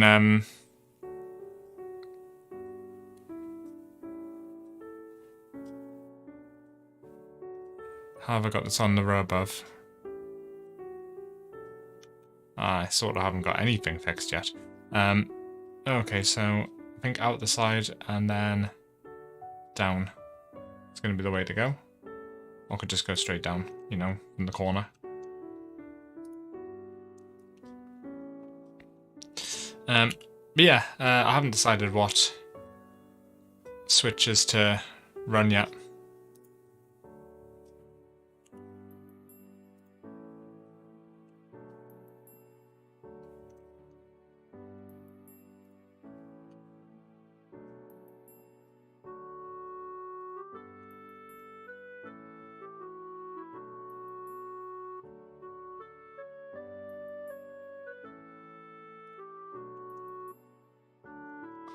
I'm going to run out the side to the edge of the diode footprint and then across.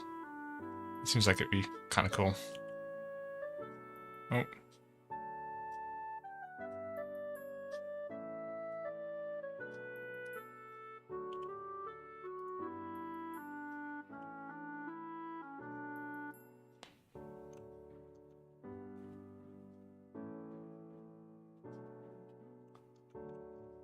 Yeah, I think the Acco CS Lavenders feel really nice, but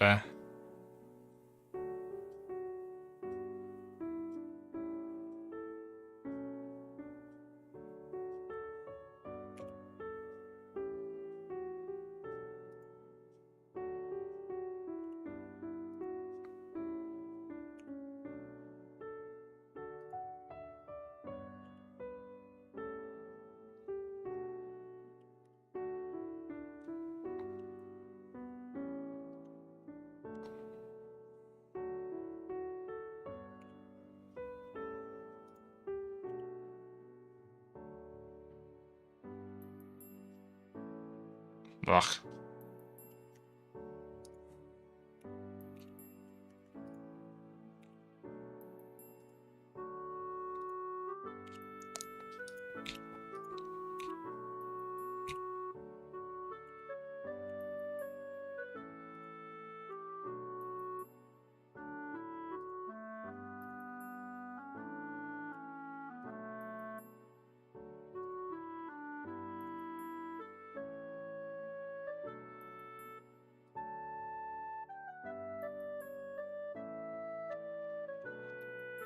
I'm getting maybe a little bit too OCD about this right now.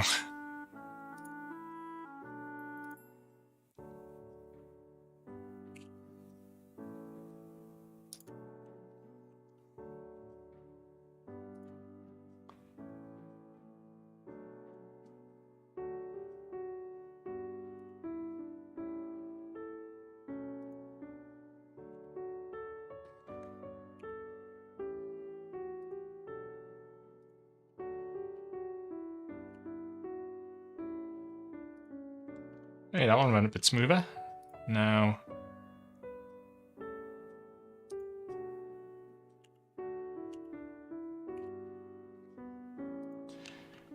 But speaking of switches, on the other hand, purple potato, you know... I've waited so long for them. Feels like I should use them.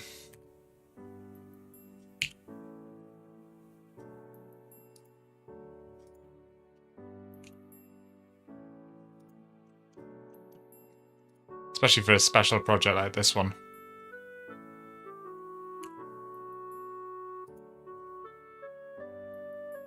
Oh, damn it.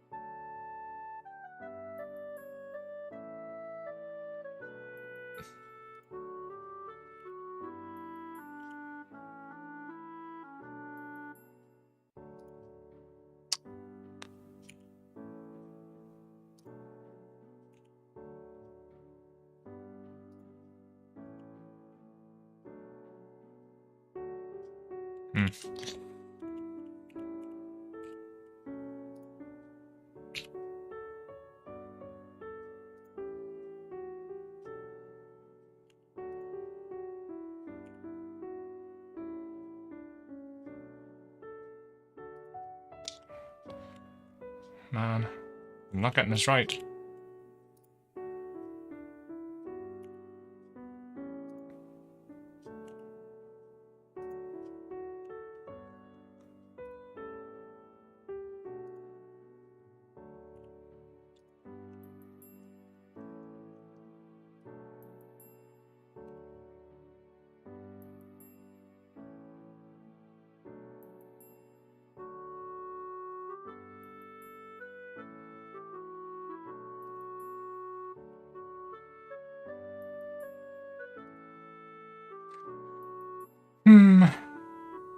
Oh wait, that's the end of the row.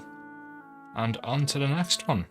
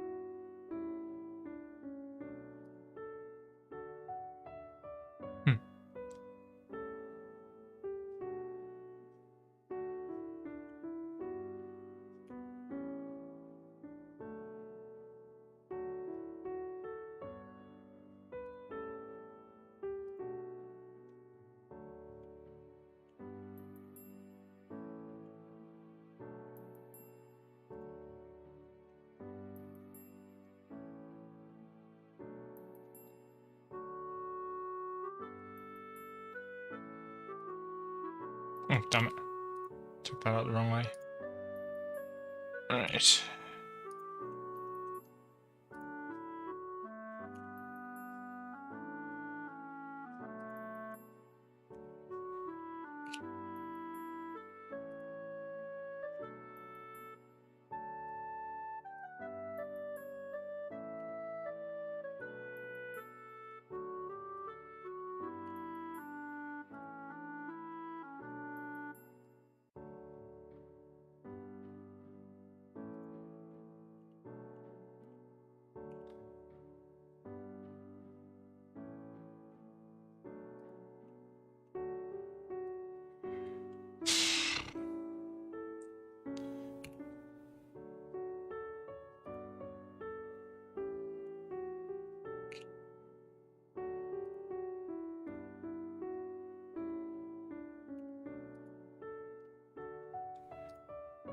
We are very, very slowly getting there.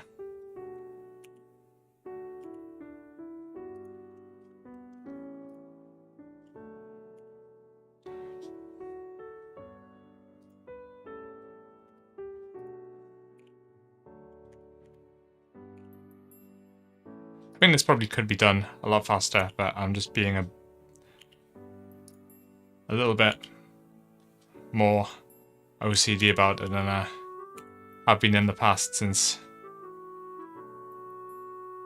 it looks kind of okay.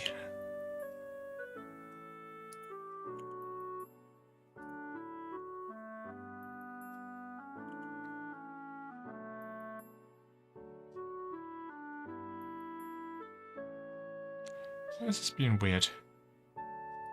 So that's definitely 2. I'm just gonna have to come down 1. It's like it's snapping to... It won't let me snap onto the right spot, so to speak. It's like trying to snap 1. Whatever.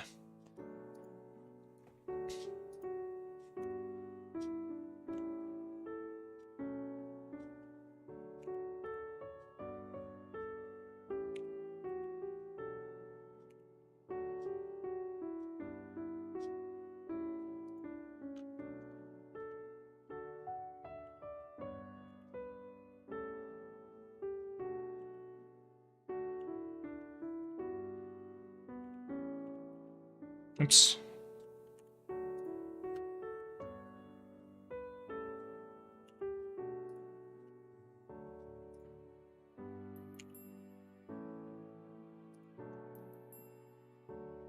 What the hell is that?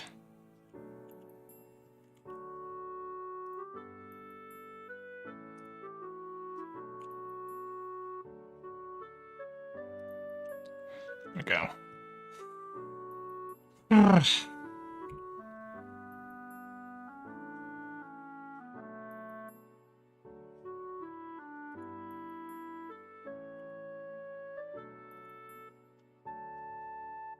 Oh, and that's that for that row.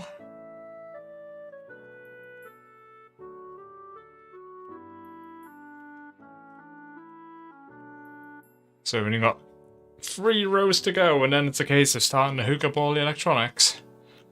But whether or not I'll get a start on that tonight, I don't know. I'll see what I feel like after I get done with this marathon effort.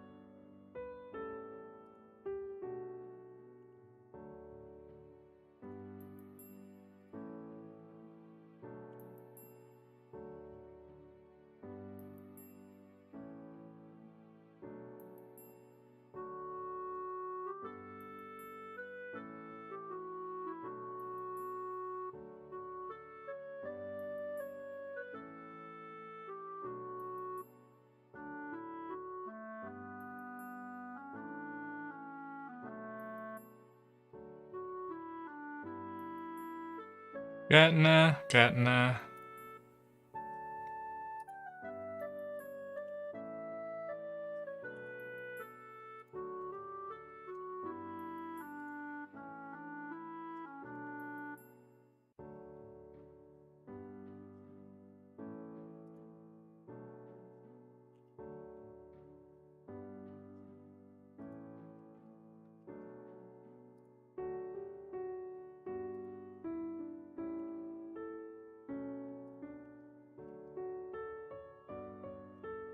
Alright. Oh, 2 more rows. I thought it was on my last one, but not quite.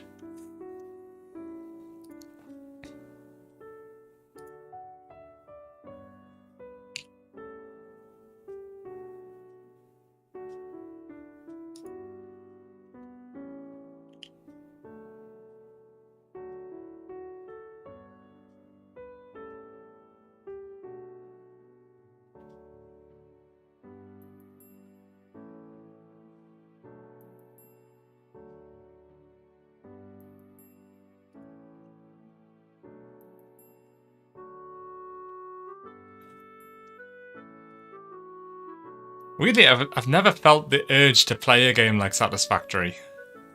It just...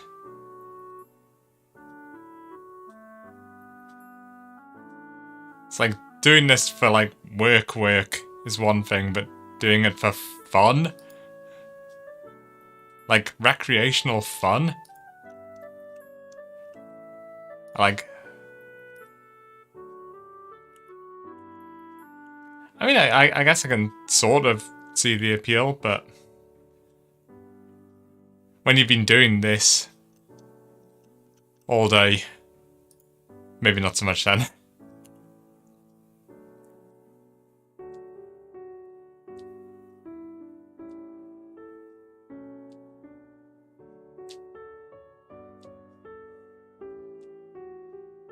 What do you mean by what am I doing right now?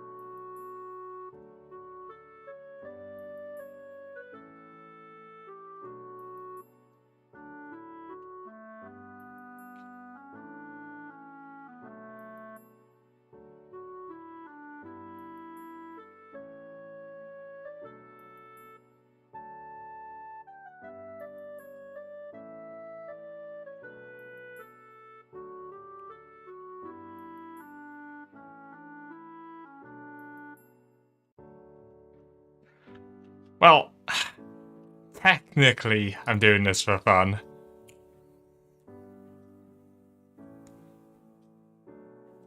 But you know.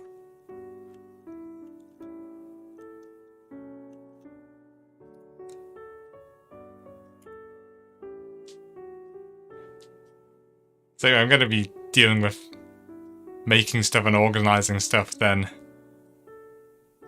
I'd rather be actually making stuff and organising stuff.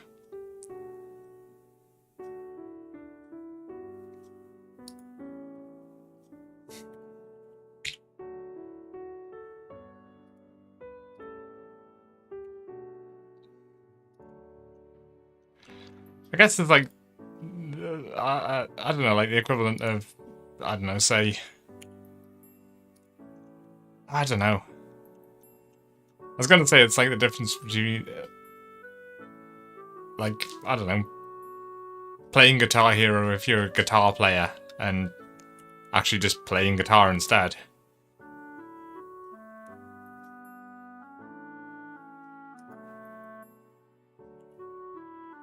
But that's a pretty bad analogy. Because, I mean, I bet there are plenty of guitar players who do play Guitar Hero.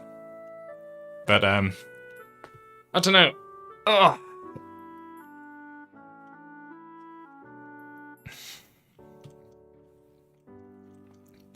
I don't know, maybe it's just that, like... I like the grind and having a physical thing at the end of it. And maybe it's just... I just don't quite get the same kick out of it being in virtual space, but I don't know. At the same time, I haven't... You never know. Maybe one of these days I should give it a whirl and see what I think. But... yeah. In the past, I mean, on some level the games haven't appealed to me, but that's not to say that I wouldn't try them just to see if I would enjoy them. Because, you know, like an interesting fact I heard is that, like, when it comes to, like, simulator games, for example, I heard that, you know, Farming Simulator? Apparently the biggest demographic of people who play Farming Simulator are actually farmers. It's like they're out there doing that, like, for real all the time, like, all day. That's, like, their actual job. And then they come and look after a virtual farm after work. which I find pretty intriguing because, I mean, that's like a pretty full-on job to begin with without doing it for fun as well, but... Oh, right, I shall see you soon. I should still be here, I suspect.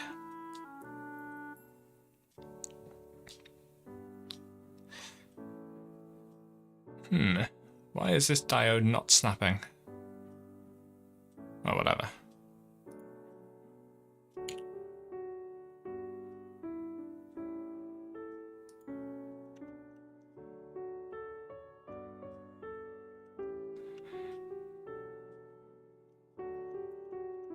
I mean, I guess farming is definitely a job you can absolutely not half-ass. If you're going to be a farmer, then you have got to be fully committed to that farming life, and I guess if you're on that level, then that's your fun time as well. Alright, so this needs to hook up to... You know what, I'll just fire straight across from this.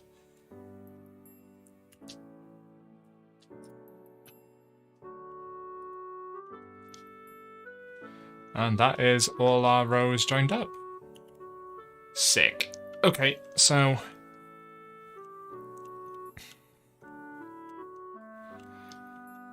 now comes the fun part.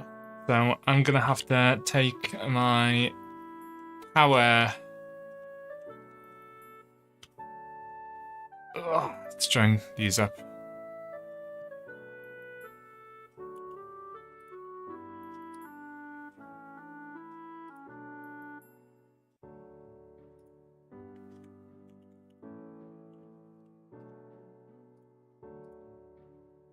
Why will you not work? Yeah. Okay.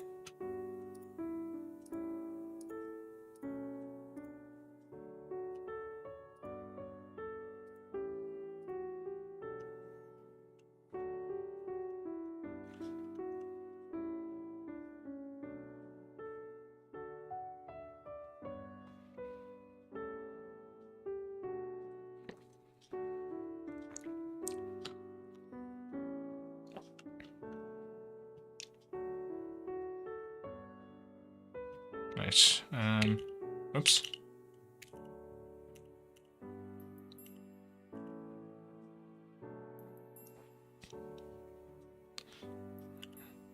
So let's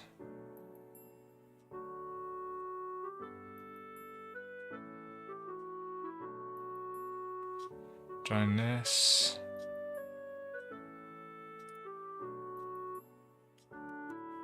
Come on. So we want to...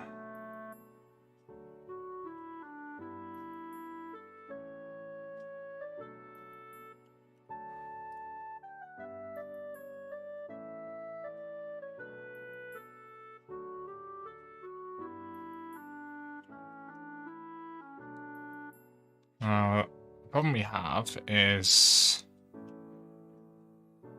And do we want to join that VCC up? Let me have a look at how Master Zen has done his.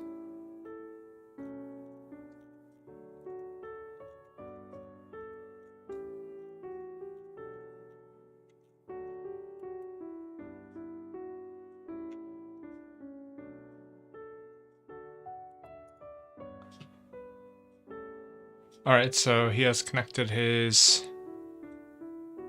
Alright, that's interesting, that's interesting. Alright, so... I'm just gonna copy his exactly.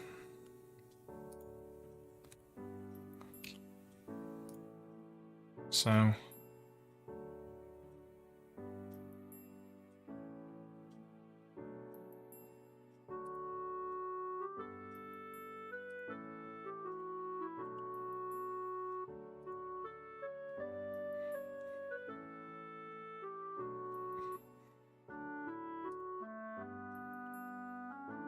And then this was joined to this. Like so, and then we've got a not connected pad here. This doesn't connect to anything. Then his ground, he had... Let's see if we can do a mirror of an image of this.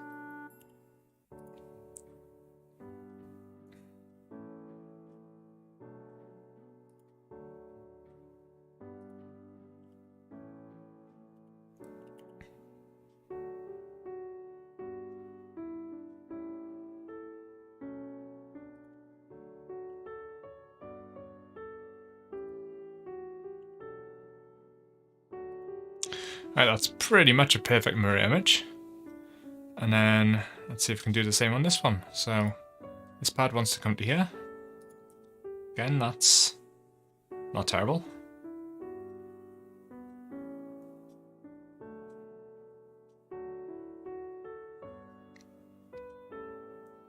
Well, it's not quite right, is it? There's something not right there.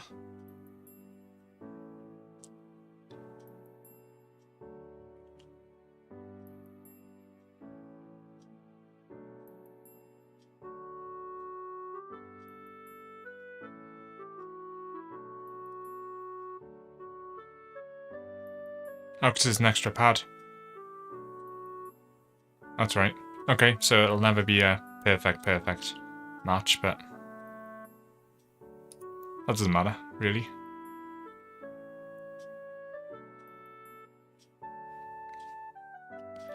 And then our VCC, we are routing straight down the middle, like so.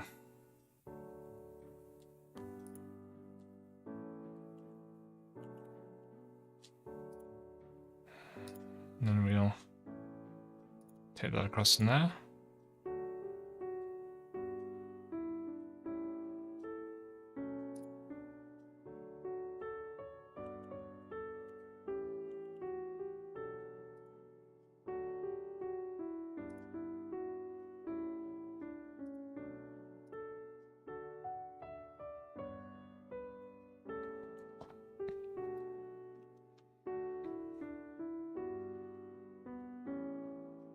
Now, this across the ground, and tie these two BCCs together, which will mean a wire here, and we'll whip that straight across, and via that to there, and then back to there. Okay. That looks pretty okay.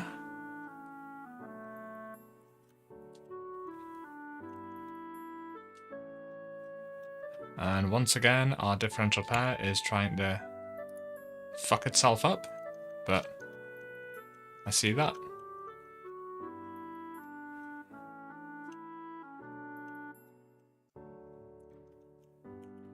Save this.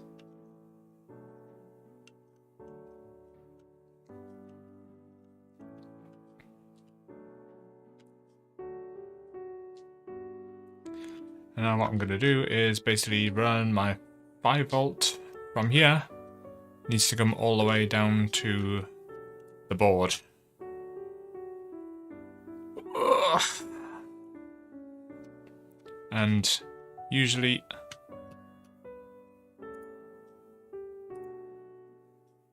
that means I normally bring it down to this side, because this is where the big decoupling cap is, on this corner.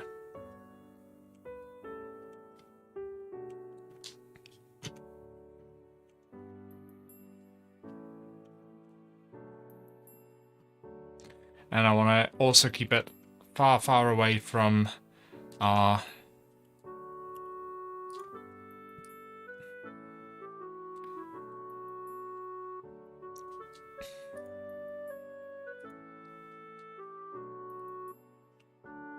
So what I normally do is I run it on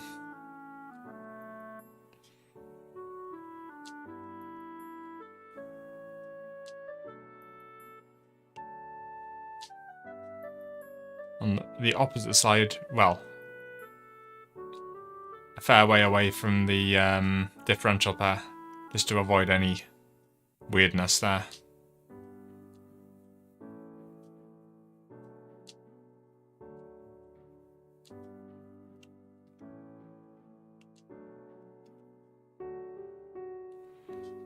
So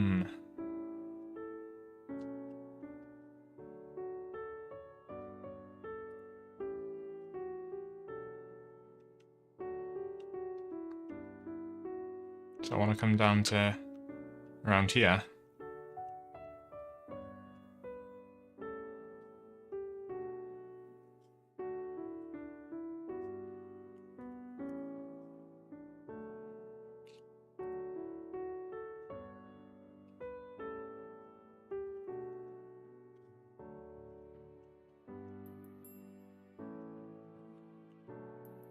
Wait, do I not have these decoupling caps? I didn't join the 5 volts. Interesting.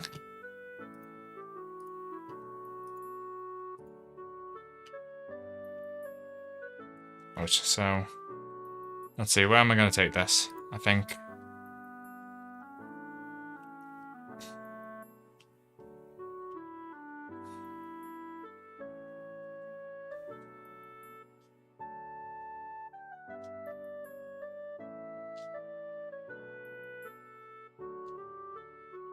No, I think if I jump onto the opposite side and then bring it down this side and then like one key off from the... That would probably work, wouldn't it?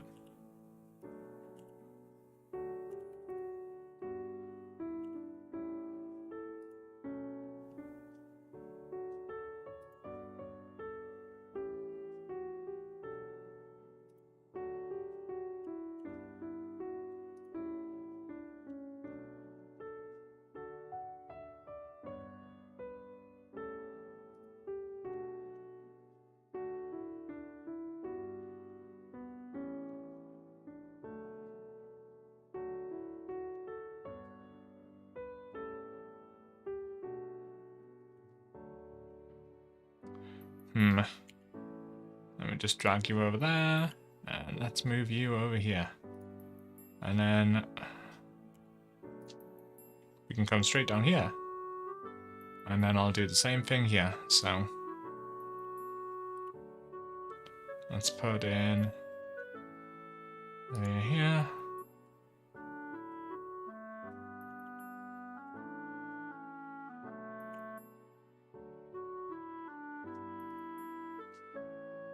And then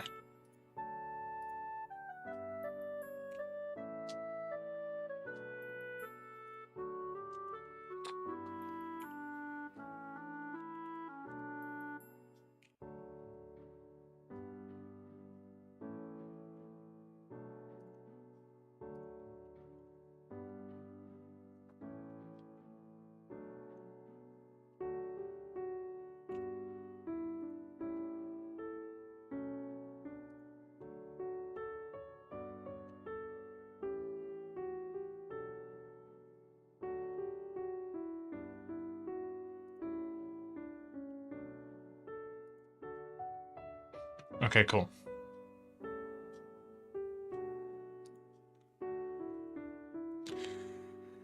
And then we need to join all these grounds. Not that it makes any difference because I'll be doing a ground pour anyway, but just in the interest of completion.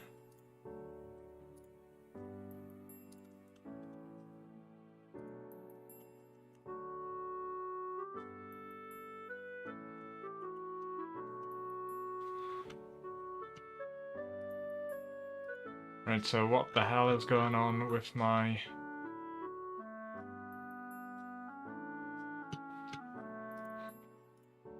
with these capacitors?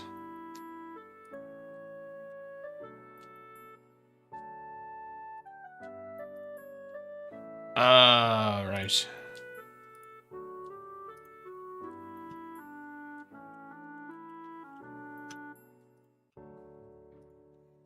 And now I update this.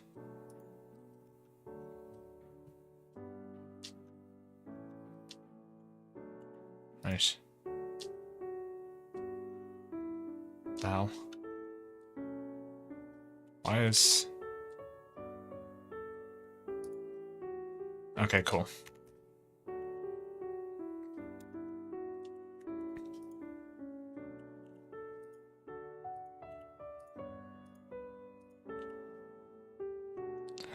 And capacitor 8, what are you doing?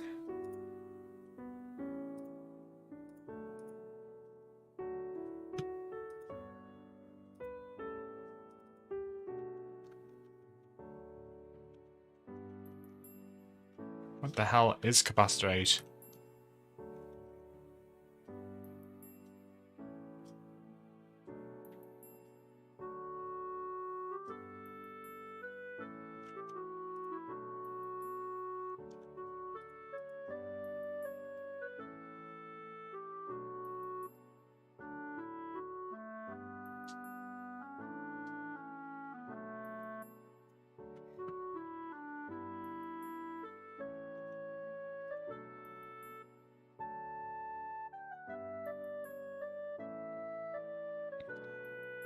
So capacitor 8 is supposed to be joined to the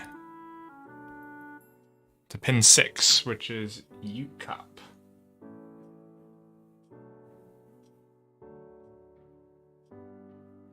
Okay, so I got it. So I think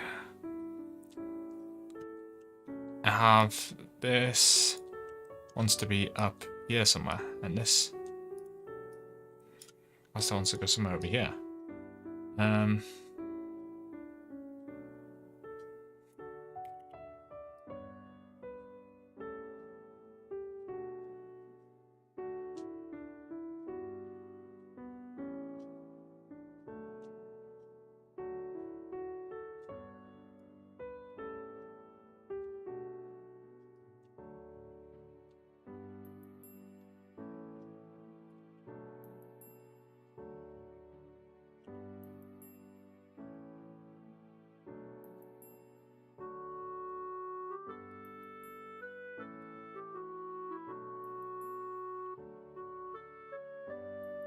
Is there enough room to get this in? I wonder.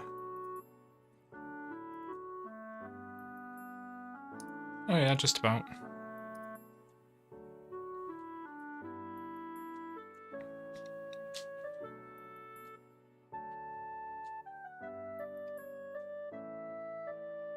Could be a bit of a pain in the ass to solder, but oh no, it shouldn't be. It shouldn't be because I can solder in from each end.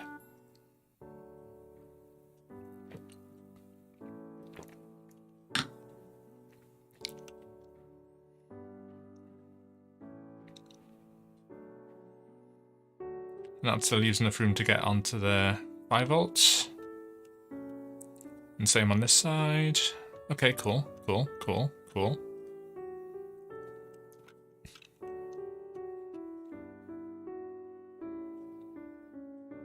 So what I want to do at this point is I want to hook up all of these. So I think the 10 wants to go first.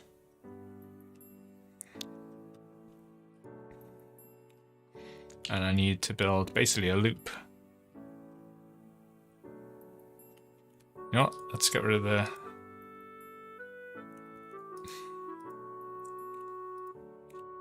via here. And let's just draw in our square, so to speak. Which will bring us to basically somewhere over here.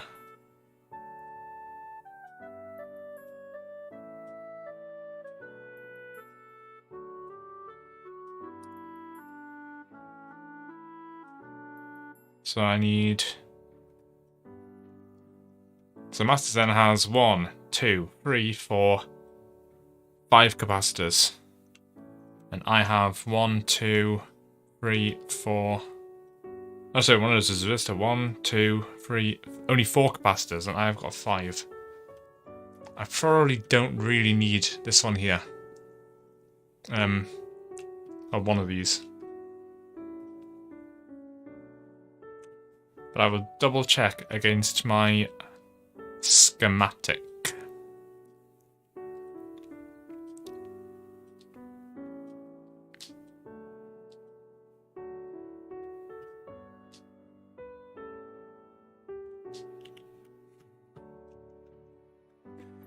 So what I want to do is bring my 5 volt down to 5 volt and my ground across to ground.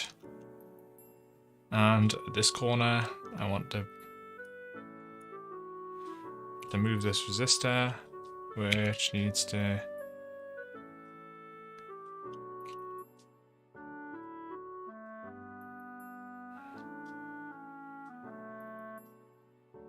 don't know, put it right on top of there.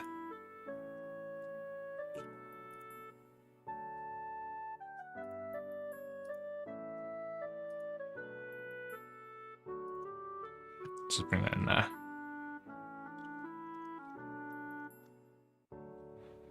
And that's, oops.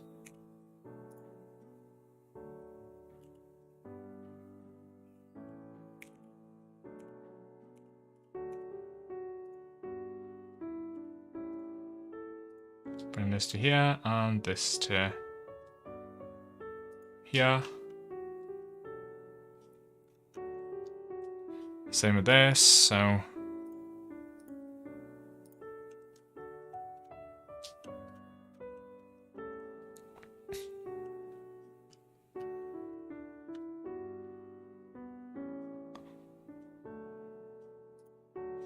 this 5 volt wants to come to here. And this ground wants to come through to here.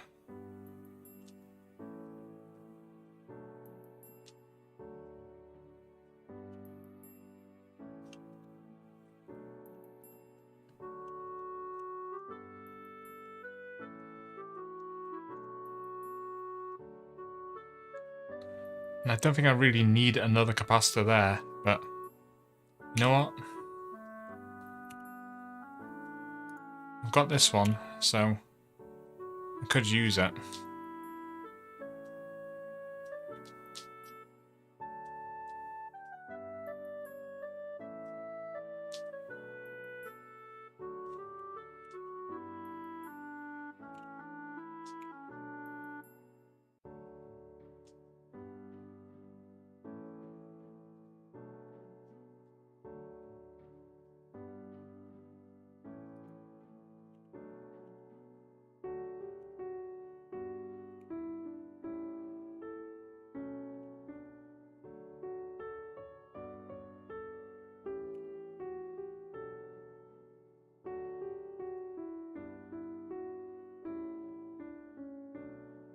And then let's bring this down to here.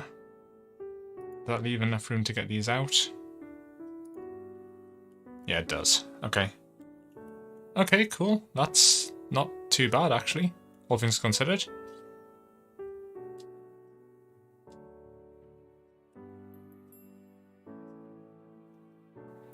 Those are in line. And now basically what I have here is I just bring this down. This needs to hook past these and end up here. And then effectively all I need to do after that is just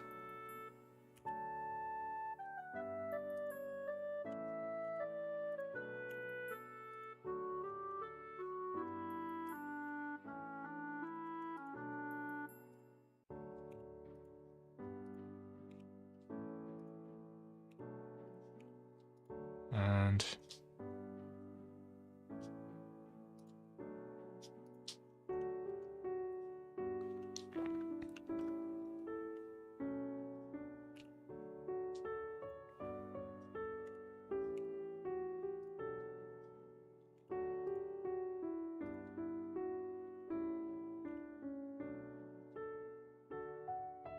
oh, damn it.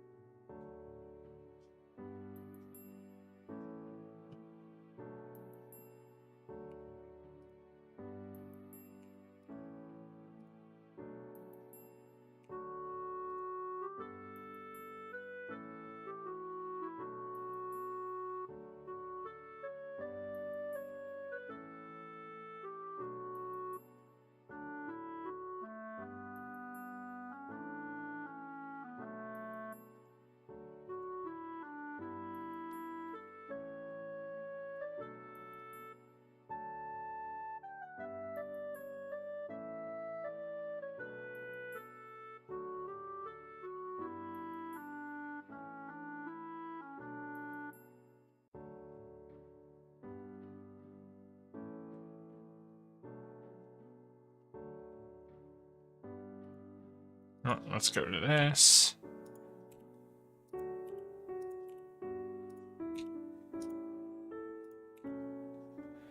And let's just shove this as close as I can humanly get it, really. Welcome back. How's it going? Oh my god, you had no idea how much exciting shit went down when you were gone. It was insane. Why'd you have to remind me about the friggin' black hole? I've just gotten over that trauma. But no.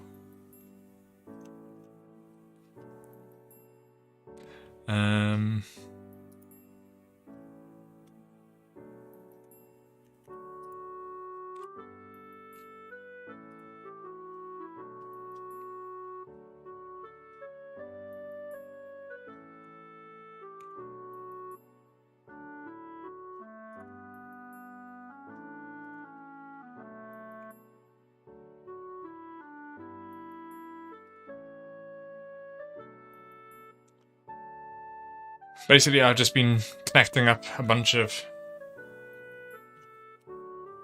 capacitors and that. De-stressing is good. I can get behind de-stressing.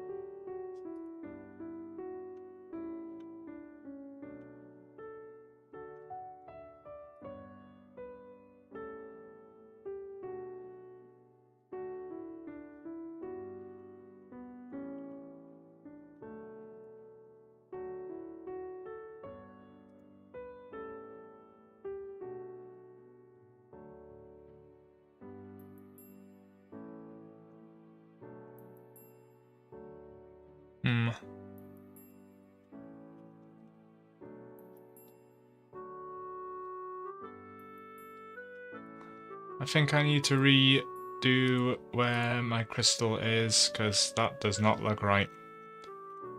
How have they done theirs? Oh, yeah. That makes more sense than what I have. Okay. Oops.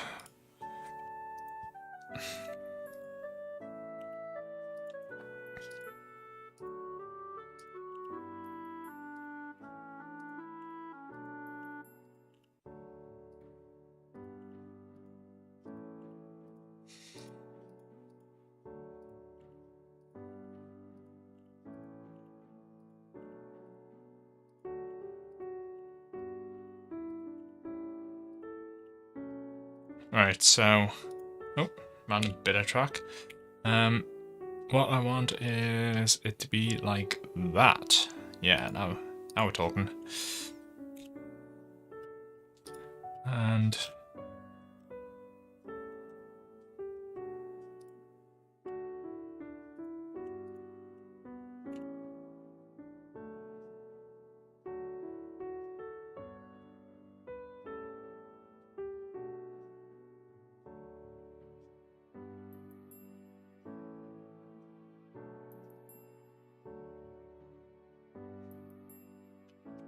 Right, so now let's join all these up again. So... And...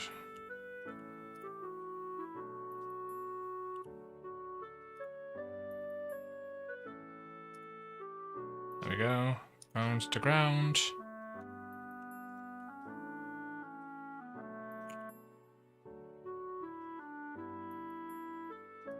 That's pretty much bang in the middle. And then we want to join this to this, and also to this. Doesn't really matter what these look like, because this will all be filled in with a ground pour, I think. Then crystal 2 goes... Oh, I've got these on the wrong side. Idiot!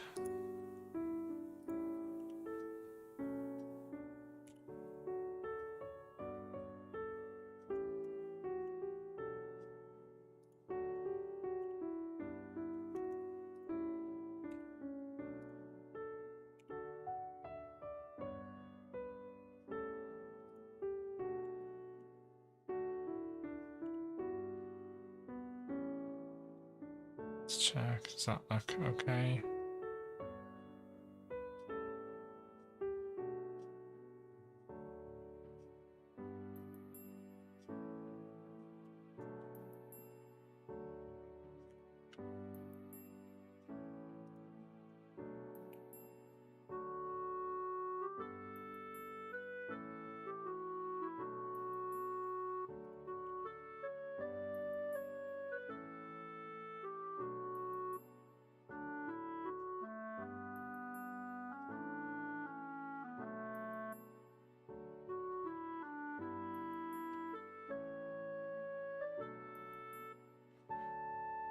Alright. And now let's try joining these up again. So this one's to come around to here. This one's to just back straight up to there. And this one's to also loop around to here.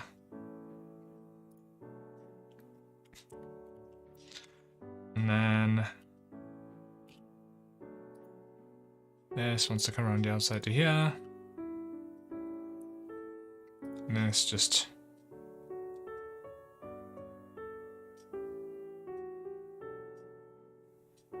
hooks straight up to here.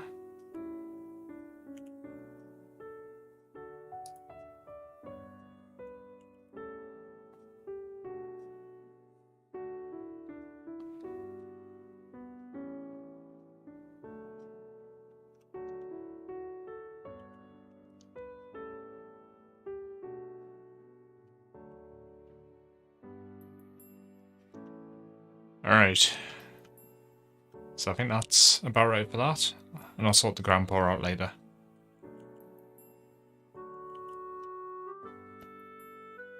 And what next? The reset circuit.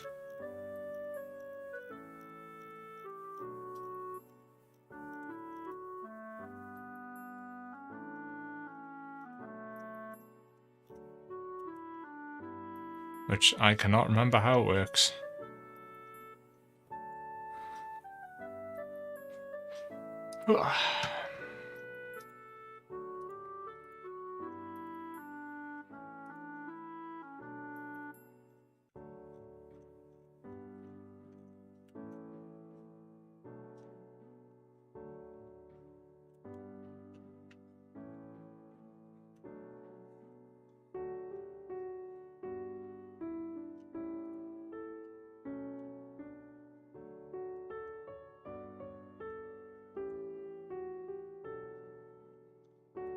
So let's see.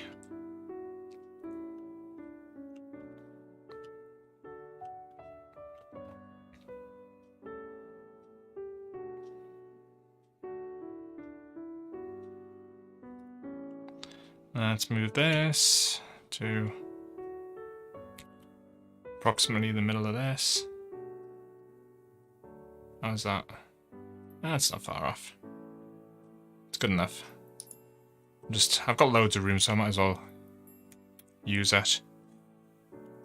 And now let's join that to that. And the resets joins to that. That joins to that.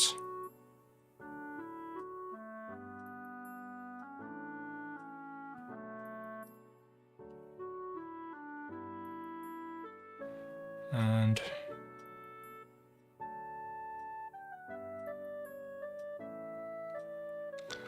reset loops off to you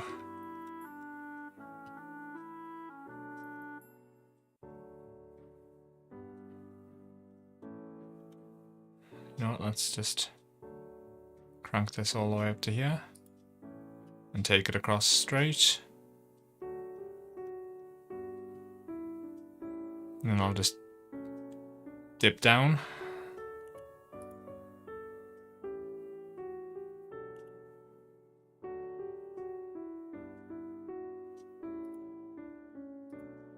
Nice. Okay, and then we need to hook our reset. Needs to come from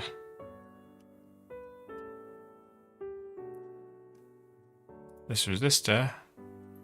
That needs to come all the way back up to here as well. Join into that.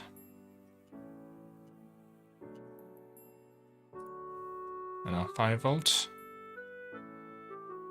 comes along to here.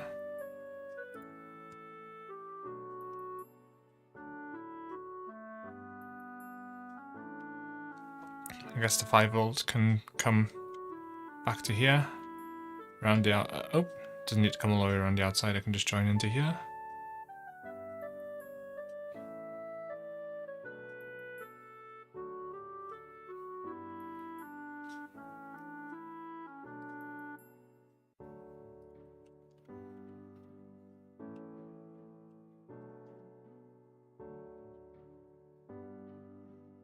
Well, I'm not leaving a lot of room for.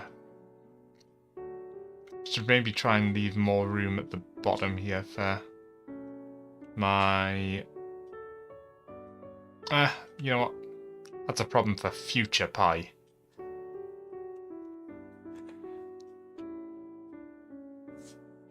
So reset joins to that. And this ground just needs to tie into any ground, really.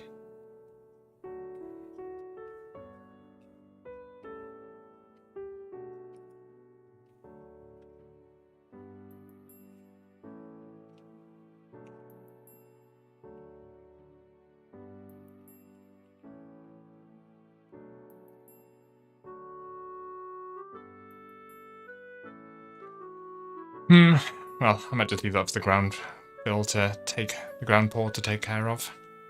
So what have I got? I've got all 3 of these have to tie in.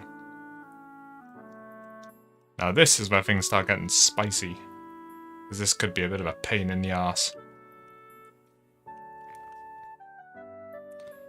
Though of course I could just take them all across on the front of the board.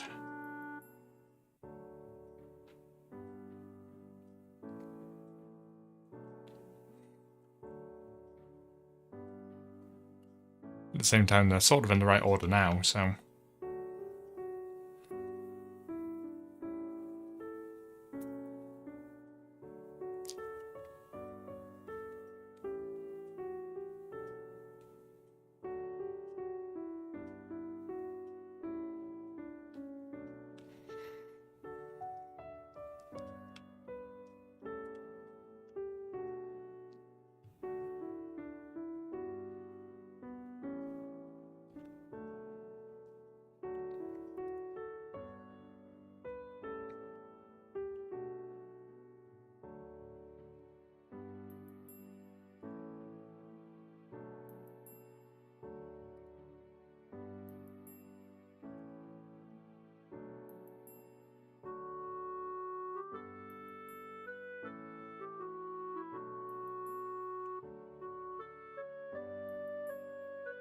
The hell?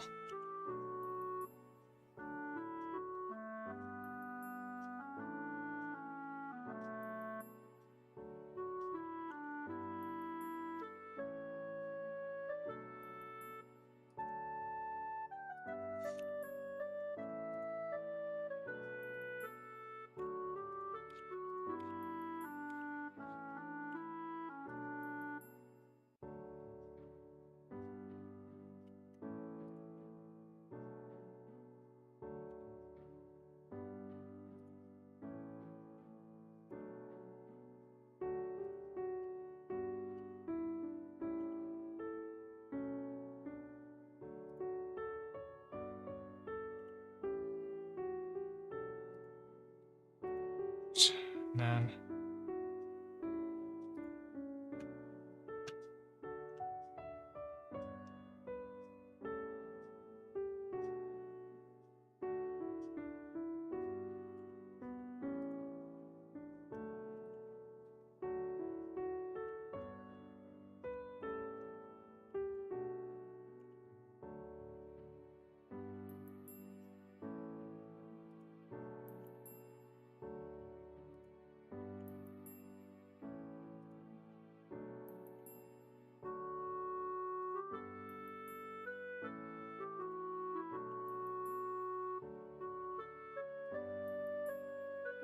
the hell's that?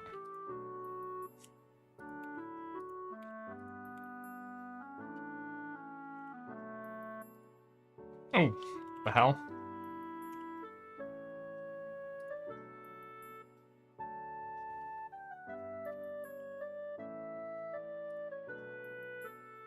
That still leaves me room to get this one out, doesn't it? Oh yes. Perfection.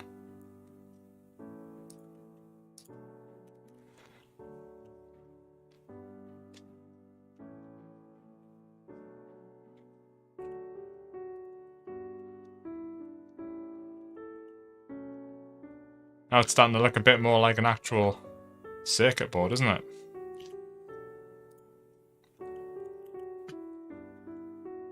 Now I've started drawing loads of diagonal lines.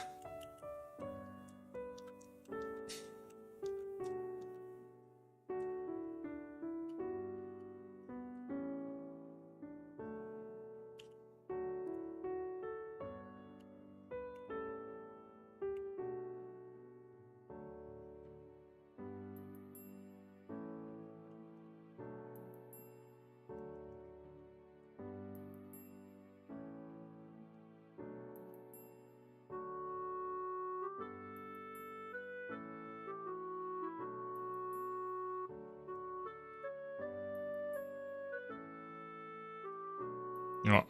This needs to be changed. Because that doesn't look right.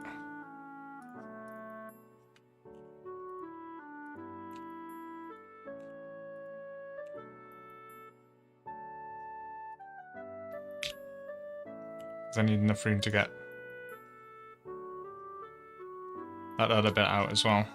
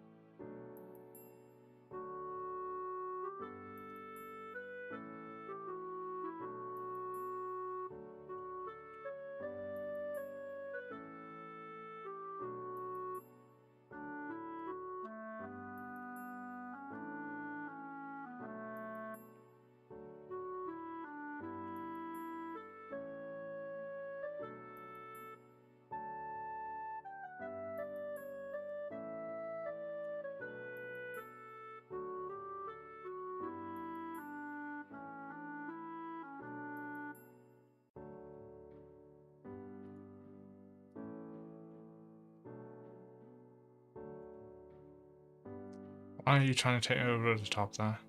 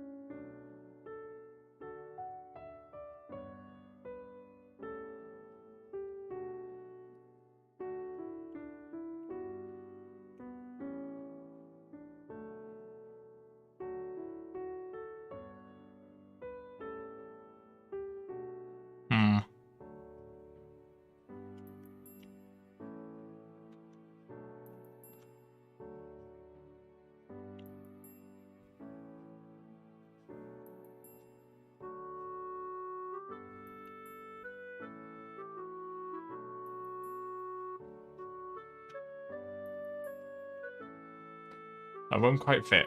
That's annoying. I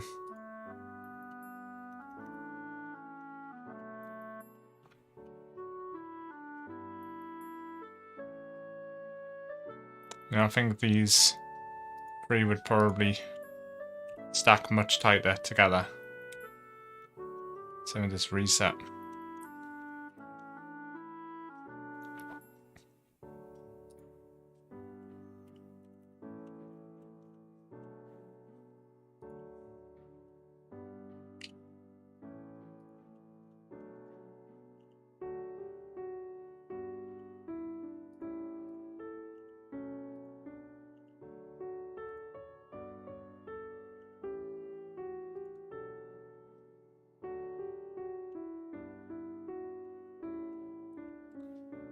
And then let me just drop one more. Should be for there.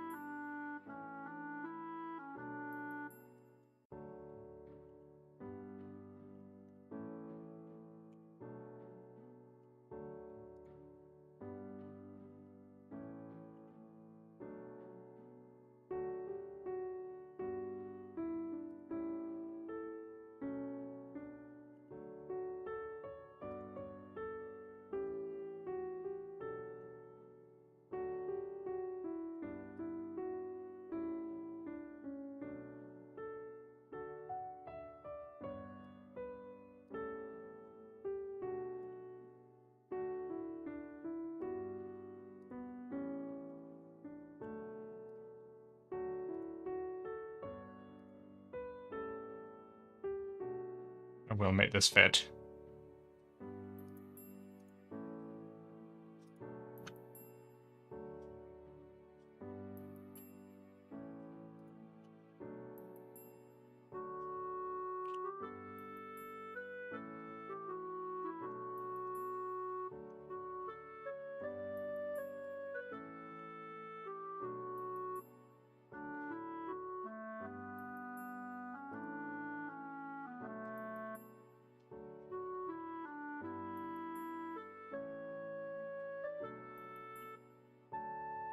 I just wonder how I'm going to do with this, like.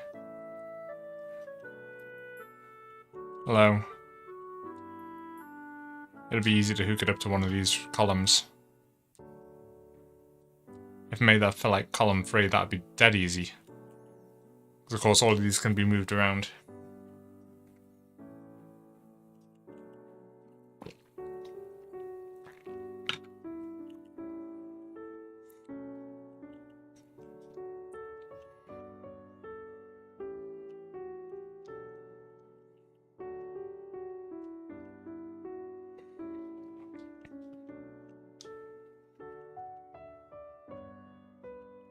Oh, and I've got to join the encoder up.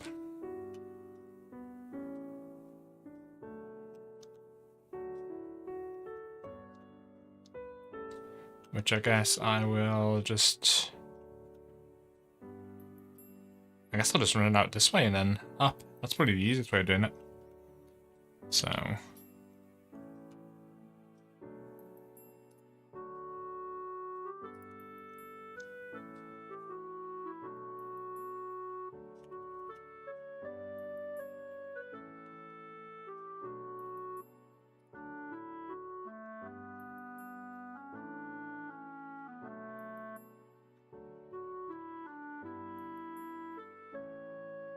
Go on the backside of the stabilizer hole. Oh, where the...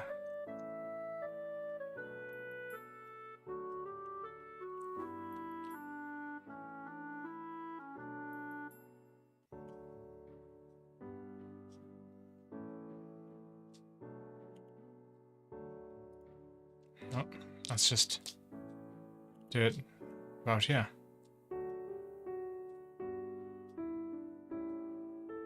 Because there's room.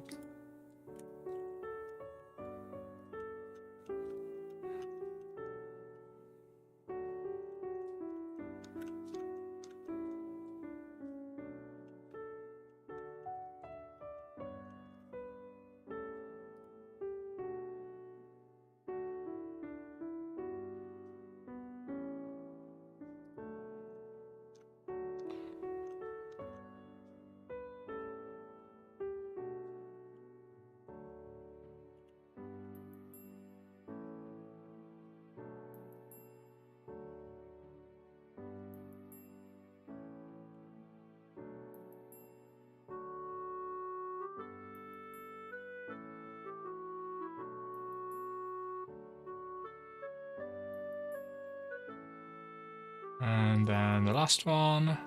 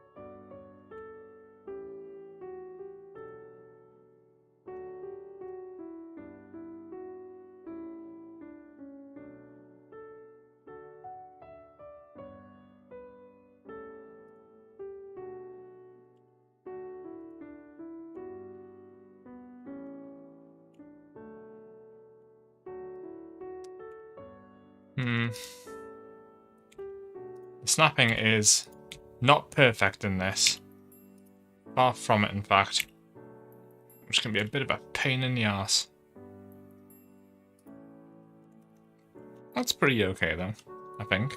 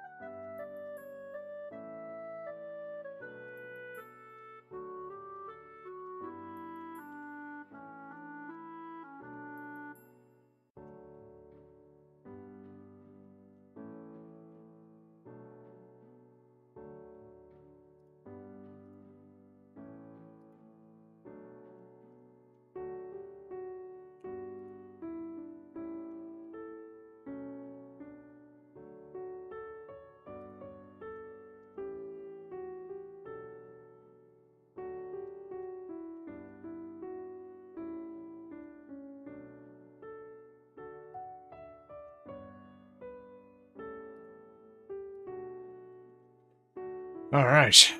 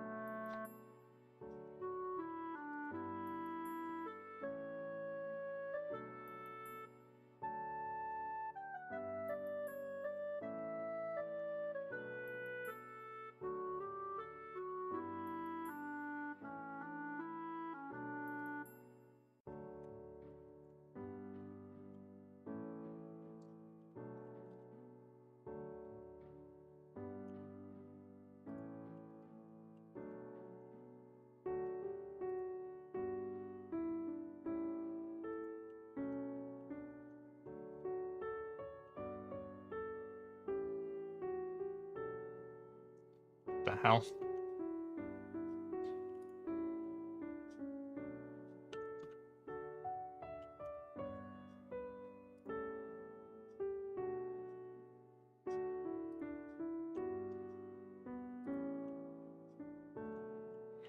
Why does it keep randomly jumping to try and...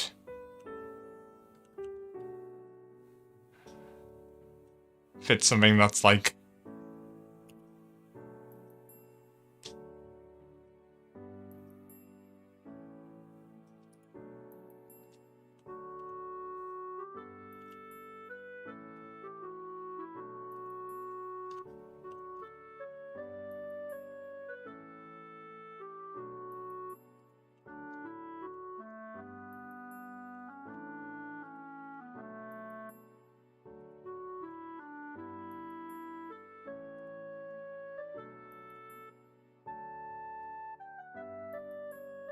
Alright.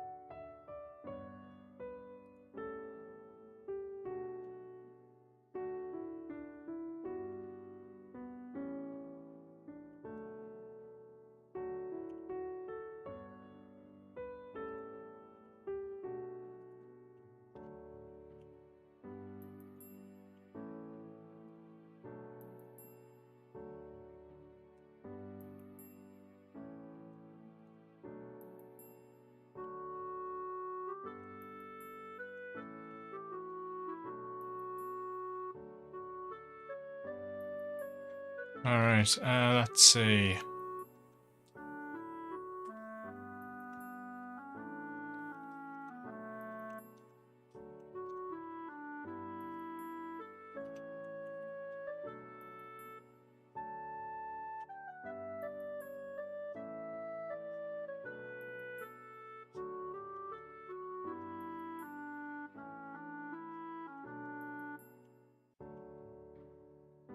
It would probably be easier if A weren't to...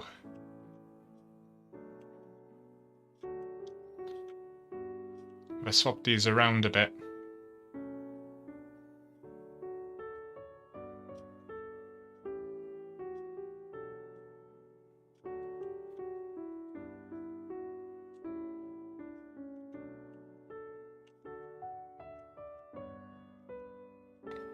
So let's see, I want... oh,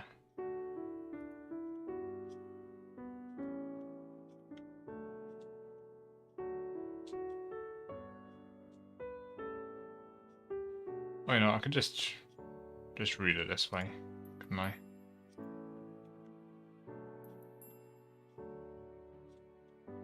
Oh, you know what, let's do it properly. Make it neater. So... encoder C needs to go to...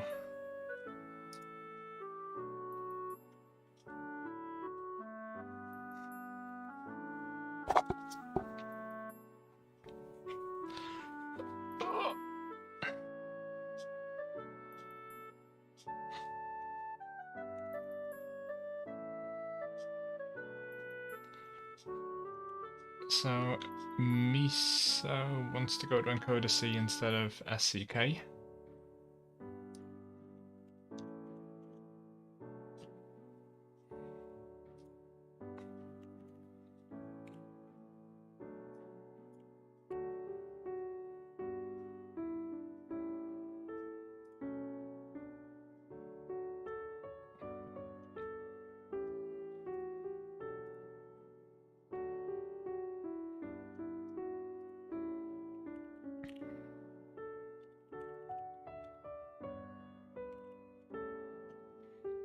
And that means that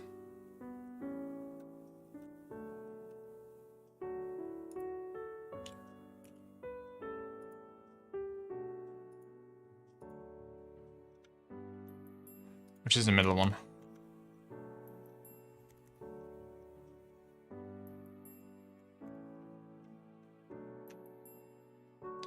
Mosey wants to go to... Oh, Mosey's still in coda B. Is that right? Oh yeah, it is. So basically you just needed to swap miso and SEK.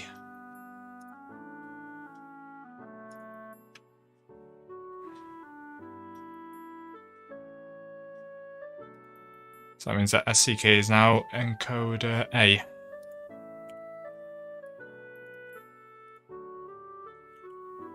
And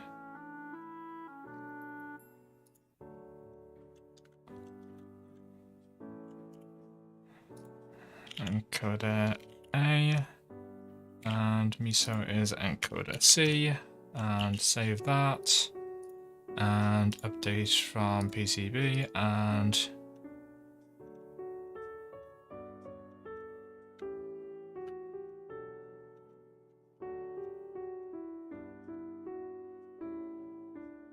oh, I didn't change it on this. Give me a sec.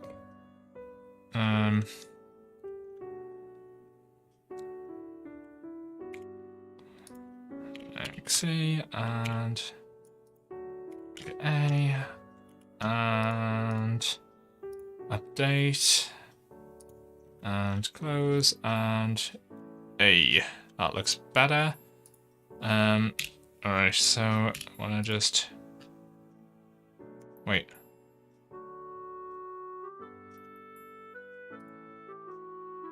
How have I still managed to cock that up?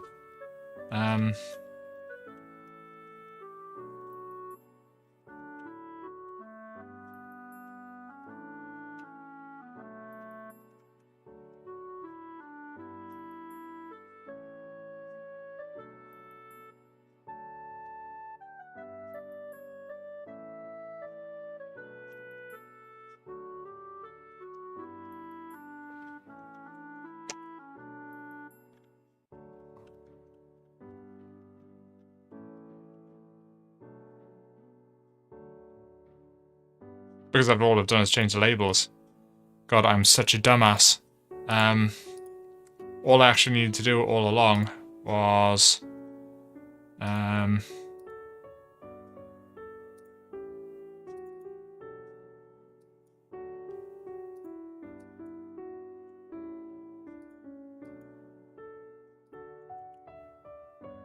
let's do that.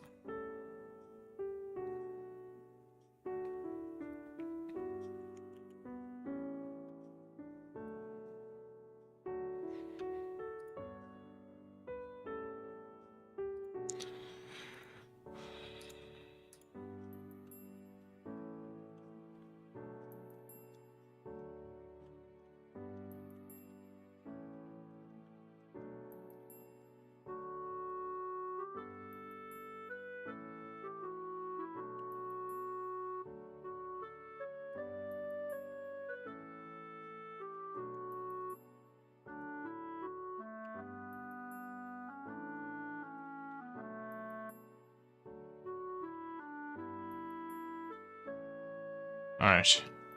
Now I should be able to just neaten this up now. I should hope.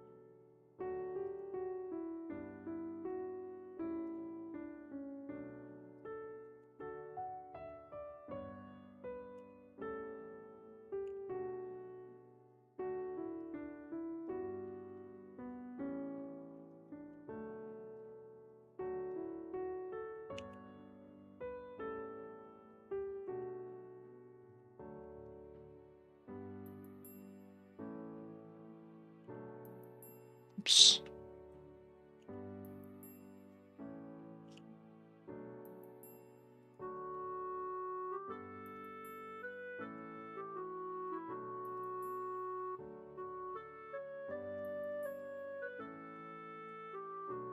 Okay.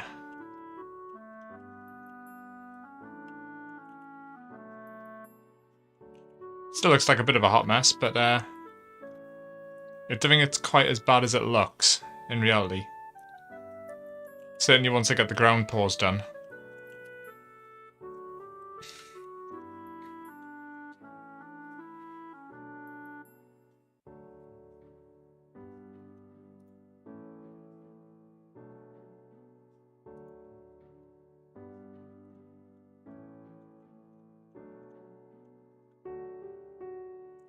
Just going to rename these actually quickly while I'm on it. So miso goes to ink A after all. Mosi goes to encoder C. And SCK goes to encoder B. So that's UK B, Mosi C, miso A. And then just rename those on my other sheet, and that should sort it out. So miso was A, Mosi was C, and that means that SCK is B.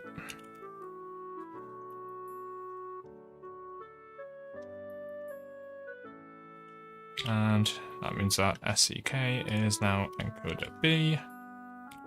Mosi is encoder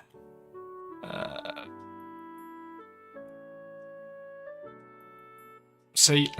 Jesus, looking at the wrong place. And miso is enka. And now when I update the sheet, they now have the right labels. Sick. Okay. Well, I think I'm getting towards a good point to wrap things. Oh, I've missed have I done that? I have missed a 5-volt connection.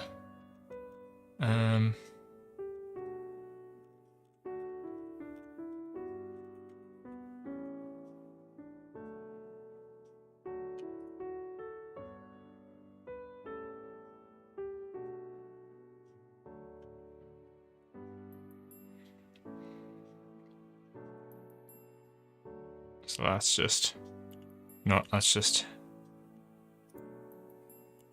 bung this straight across into here.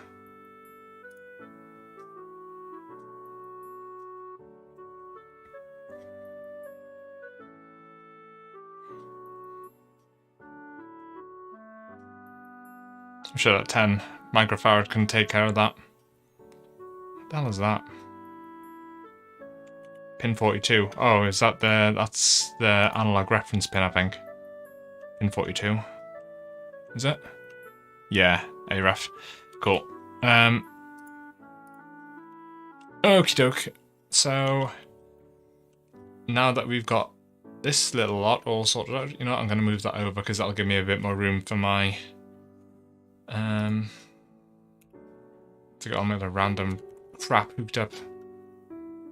It's just a resistor, so it shouldn't take any harm.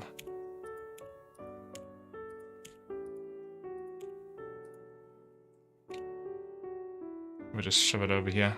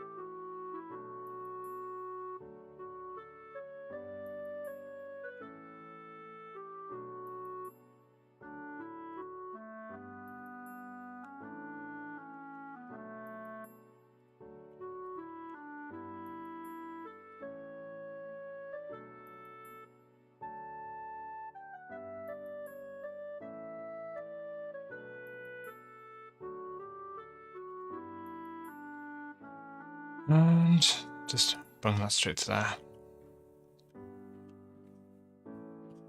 Just frees a bit more room for the bus. You know what?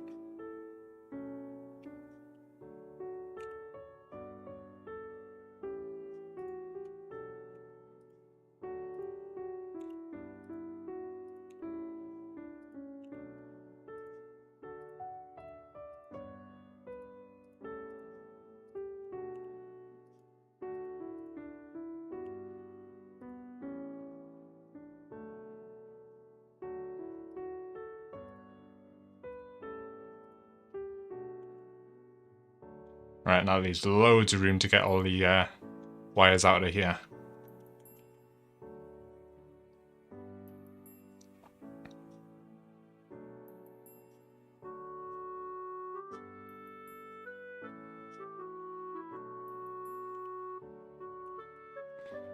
I might have to move the crystal array just to clear a bit more room because it's pretty chaotic up in this top corner. I might need to move around a bit, but we'll see. But yeah, that's looking a little bit more complete now. So let's have a cursory glance at it through the 3D viewer. Yeah, we can see got some good old traces going on there.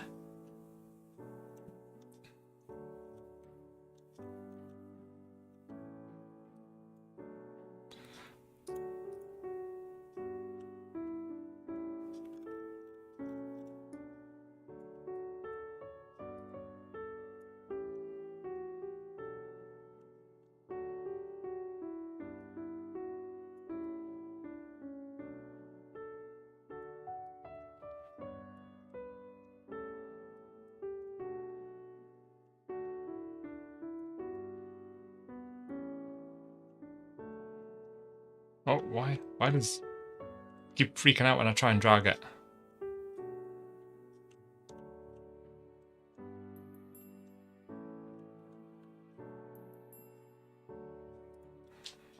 And hit that ray trace button.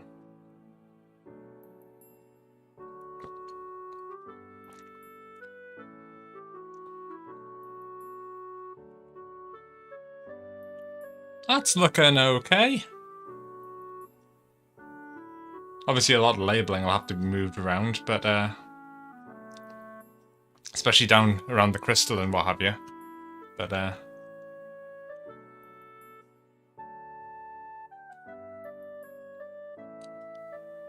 that's easy enough to do.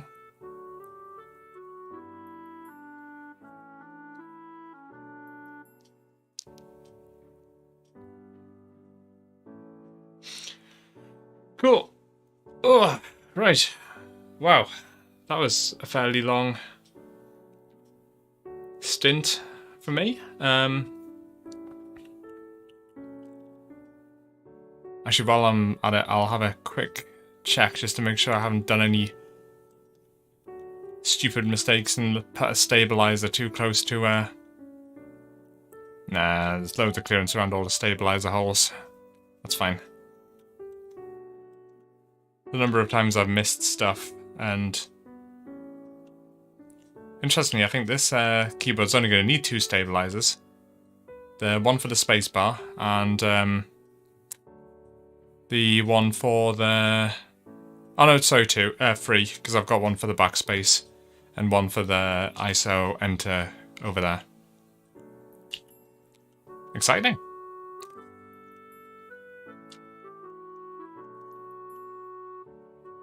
Soldering this little array over here could be quite fun, but I'm sure I'll manage.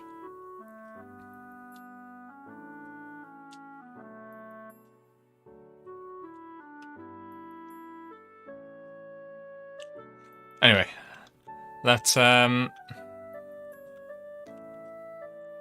it at that for the night, I think. And yeah, it's going pretty good.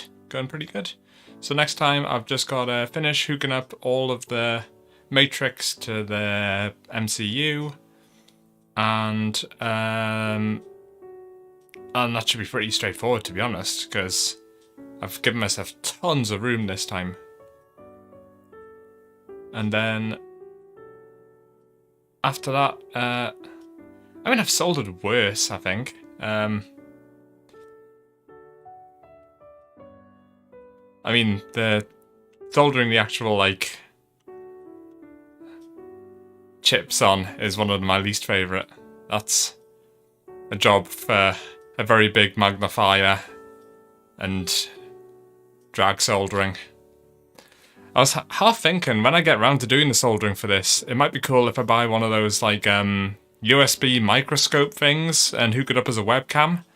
And at least I'll be able to actually sort of, like, do it on stream, so to speak, rather than it just being like, I'm doing soldering, you can't see shit.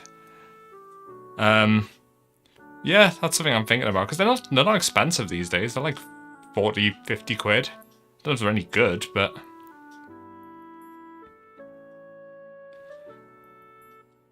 yeah.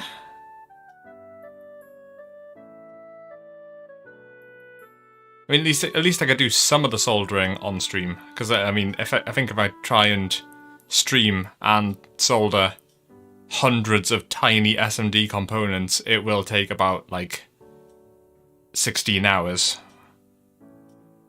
If I'm trying to like concentrate on talking and filming and keeping stuff in frame and keeping stuff in focus. But yeah, I can definitely do. I think I should be able to do some of it on stream. So we'll see. Yeah, I'll I mean, I don't think I'm gonna have time. I don't know, because the lead time on the PCBs alone will be a few weeks. So I'll try and, what I'm gonna do, I'll keep this going, and I'm gonna be taking a week break at the, well, it's more like 10 days break from streaming, when I'm actually going to be on a trip at the end of the month. So I'm going to aim to get the PCB design finalised before the end of the month, so I can send it away, and at least the week that it's in transit is a week that I can... it takes about a week, I think, normally, to come.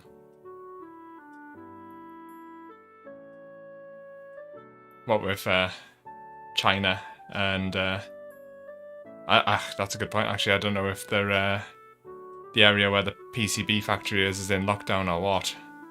Hopefully not, but we'll see, we'll see. But yeah, I'll try and get this finished up before I've got 2 weeks, I guess. Shouldn't take that long. And yeah, and then we'll get this squared away and send it off to get manufactured. And also need to sort out the top graphics.